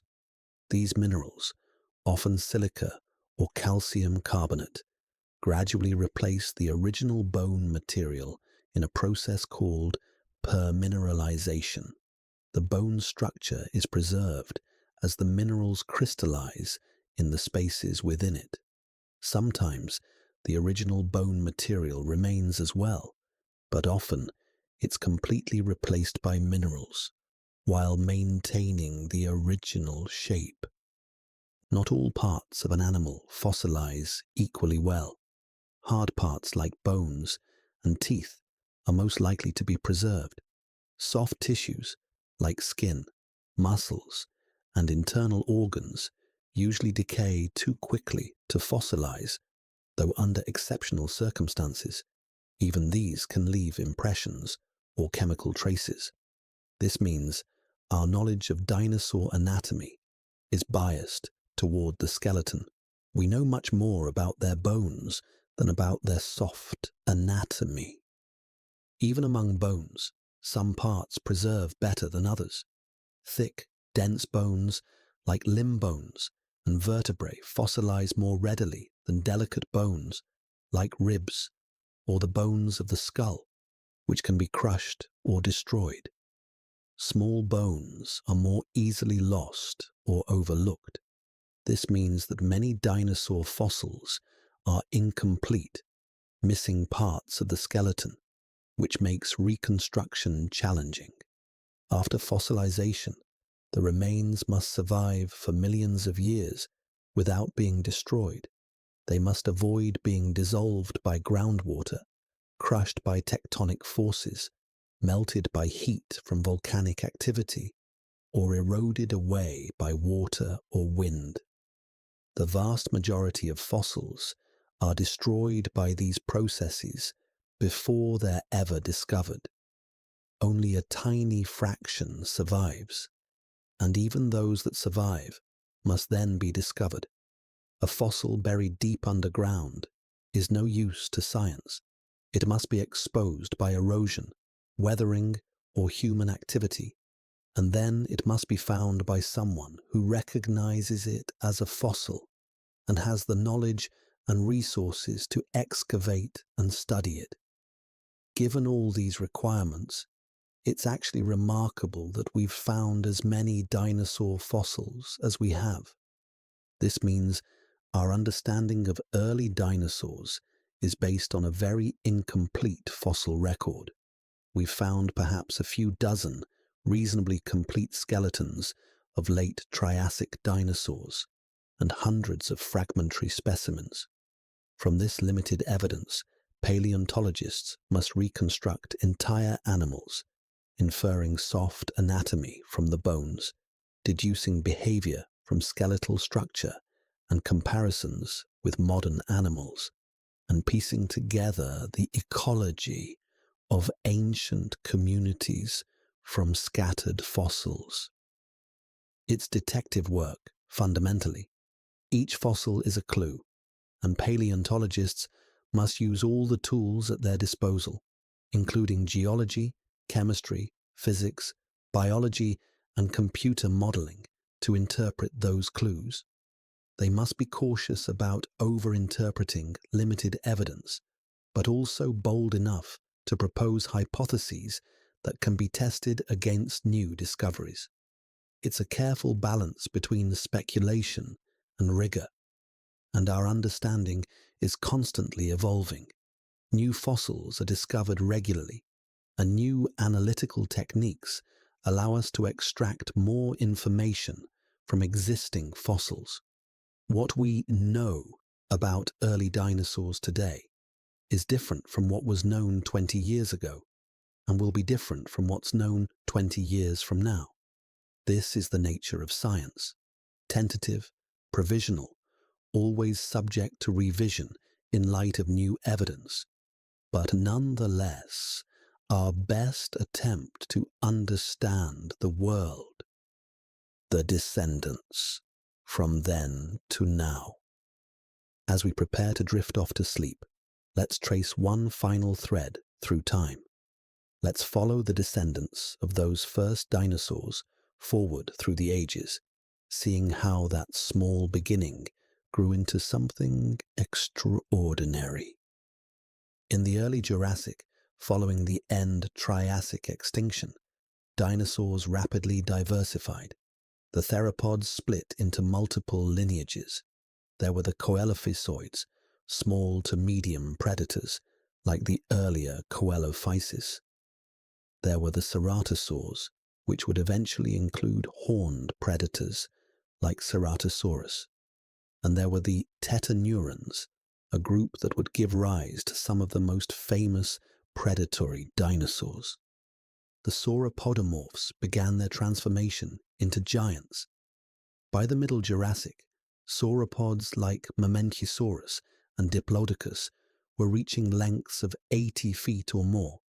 These animals had elongated necks, sometimes containing 15 or more vertebrae, allowing them to reach vegetation high in the trees, or to sweep across large areas while standing in one place. They had small heads relative to their body size, with simple peg-like or pencil-like teeth for stripping leaves from branches. Their bodies were massive, supported by pillar-like legs, and featuring enormous barrel-shaped torsos to house the extensive digestive system needed to process huge quantities of plant matter. The ornithischians, having appeared in the late Triassic, began to diversify in the Jurassic as well. The stegosaurs evolved with their distinctive plates and spikes. These animals, like Stegosaurus, had rows of bony plates running down their backs and tail spikes for defense. The exact function of the plates is still debated. They may have been for display, for thermoregulation, or for protection, or possibly all three. In the Cretaceous period, dinosaur diversity reached its peak. New groups appeared, including the ankylosaurs, heavily armored dinosaurs covered in bony plates and often possessing tail clubs. There were the ceratopsians, horned dinosaurs like Triceratops, with elaborate head frills and facial horns. The hadrosaurs, or duck-billed dinosaurs, evolved complex dental batteries with hundreds of teeth for efficiently processing plant material, and many species developed elaborate crests on their heads, possibly used for sound production or visual display.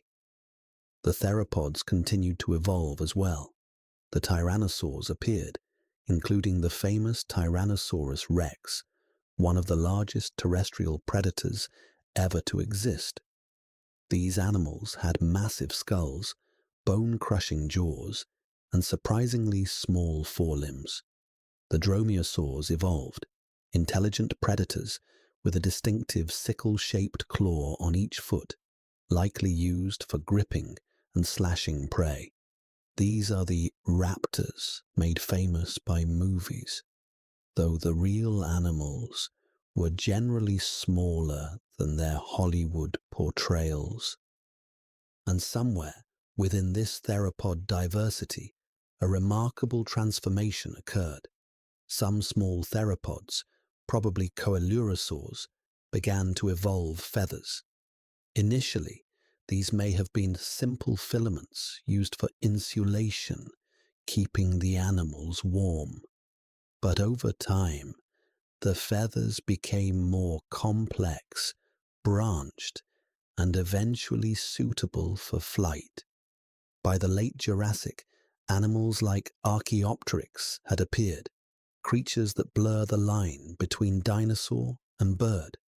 They had feathers and wings, and they could fly, at least to some degree, but they also retained many dinosaurian features: teeth, a long bony tail, clawed fingers on their wings. They were transitional forms, showing us evolution in action. Throughout the Cretaceous, these avian theropods continued to evolve. They became more specialized for flight, losing their teeth and developing beaks, reducing their tails to a stub, refining their wings and flight muscles. By the end of the Cretaceous, modern bird groups had begun to appear, including ancestors of modern waterfowl, shorebirds, and land birds. And then, 66 million years ago, disaster struck. An asteroid approximately 6 miles in diameter slammed into Earth near what is now the Yucatan Peninsula of Mexico. The impact released energy equivalent to billions of atomic bombs. It triggered massive earthquakes, tsunamis, and wildfires. It threw vast quantities of dust and debris into the atmosphere, blocking sunlight for months or years. The climate cooled drastically. Plants died without sunlight for photosynthesis. Herbivores starved, and then predators starved. The non-avian dinosaurs, all those magnificent creatures that had dominated the Earth for 160 million years, went extinct. The giant sauropods disappeared. The fierce tyrannosaurs vanished. The horned ceratopsians were gone. The armored ankylosaurs, the plated stegosaurs, the duck-billed hadrosaurs, all extinct. Every dinosaur species weighing more than about 50 pounds was wiped out. But one lineage survived. The birds. These avian dinosaurs, small and adaptable, made it through the extinction. Perhaps their small size meant they needed less food. Perhaps their ability to fly allowed them to find resources that ground-dwelling animals couldn't access. Perhaps their high metabolic rates and endothermy helped them survive the cold. Whatever the reasons, they persisted. And after the extinction, as the Earth recovered, birds diversified explosively. They spread into niches left vacant by the extinction, evolving into the more than 10,000 species we know today. There are birds on every continent, in every biome, from the Arctic to the Antarctic. They range in size from tiny hummingbirds weighing less than an ounce to ostriches weighing more than 300 pounds. They occupy every conceivable ecological niche: predators and herbivores, insectivores and frugivores, diurnal and nocturnal, terrestrial and aquatic. When you see a robin hopping across your lawn, or hear a crow cawing from a tree, or watch a hawk soaring overhead, you're seeing a dinosaur. Birds are not merely descended from dinosaurs. They are dinosaurs, members of the clade Dinosauria, specifically the theropod lineage. They're the living continuation of a story that began 230 million years ago with small bipedal archosaurs in the forests of Pangaea. So, in a very real sense, the age of dinosaurs never ended. Dinosaurs are still with us, still successful, still diverse. They've merely changed form, trading size for versatility, terrestrial dominance for mastery of the air. The first day of the dinosaurs led eventually to this day, and to every day forward, as long as birds continue to sing. A final evening in the late Triassic. Let's return one last time to that late Triassic landscape, to the valley of Ishigualasto. The sun is setting now, sinking toward the horizon in a blaze of orange and red. The heat of the day is fading, and a cool breeze rustles through the conifers.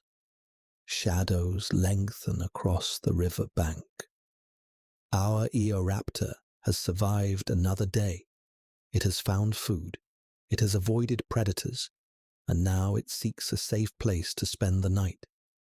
Perhaps it climbs into the lower branches of a tree fern, tucking itself among the fronds where larger predators cannot easily reach.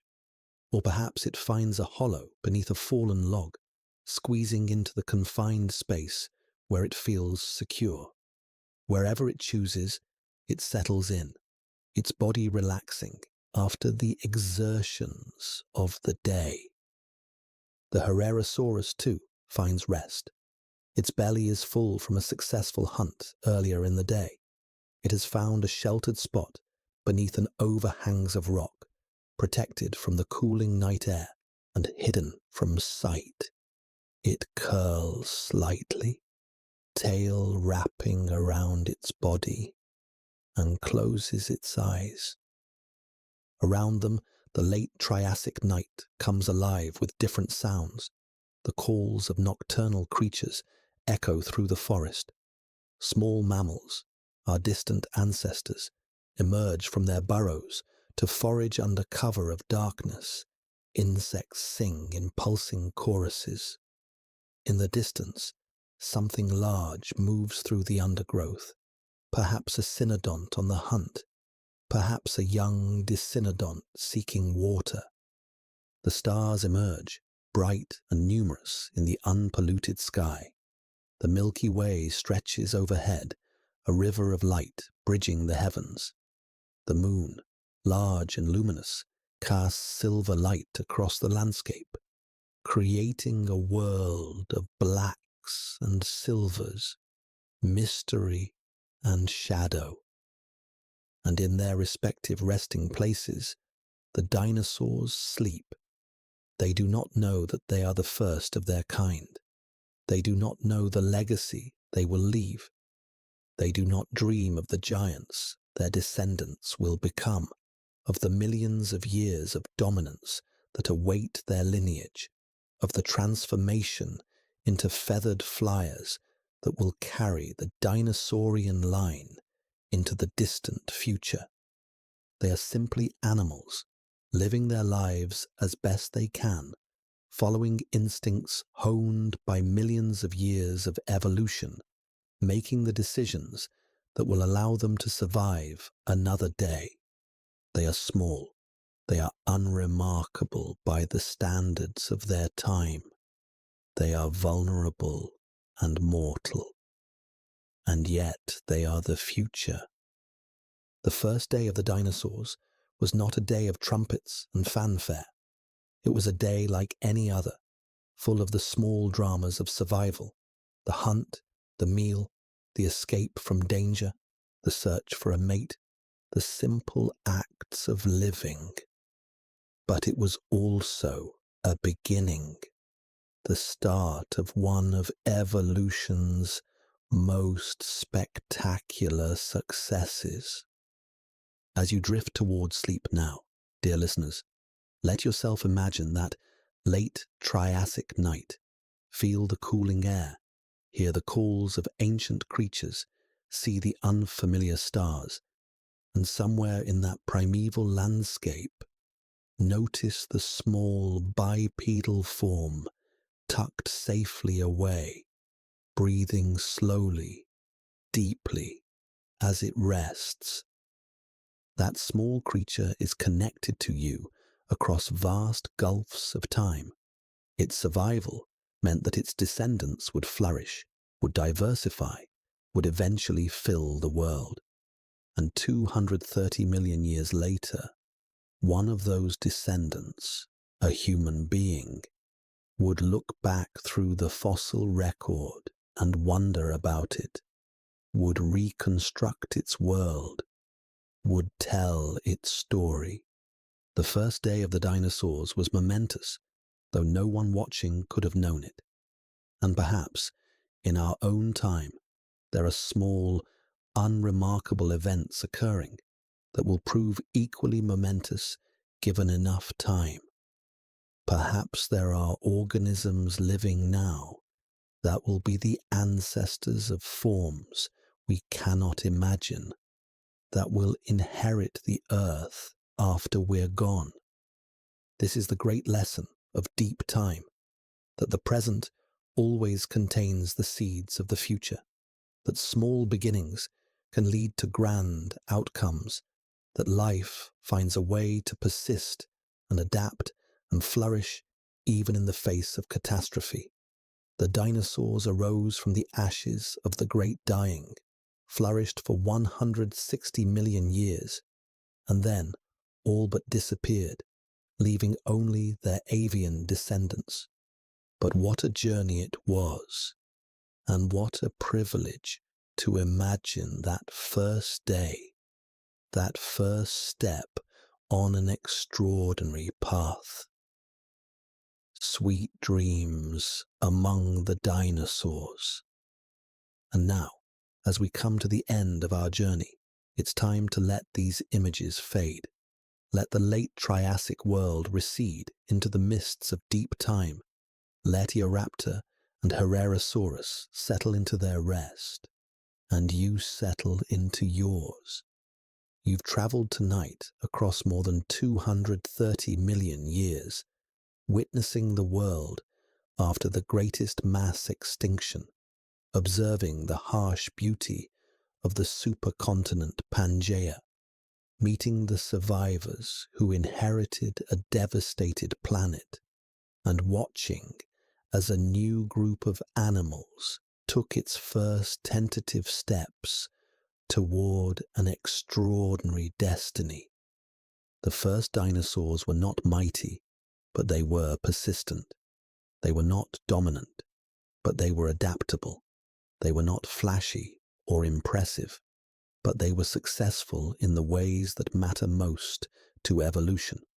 They survived, they reproduced, they passed on their genes.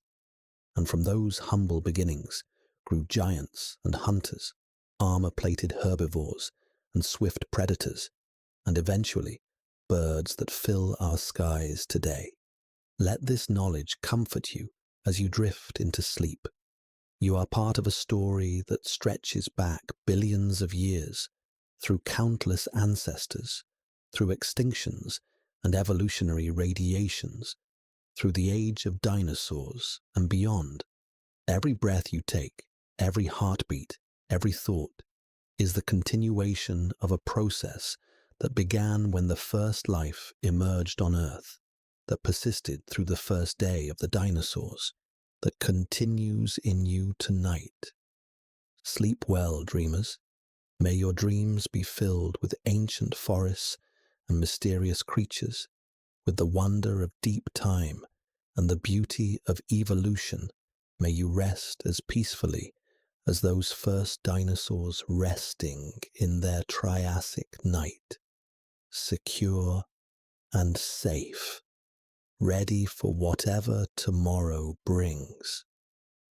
And when you wake, remember that you're living through days that, given enough time, may be as significant as that first day of the dinosaurs.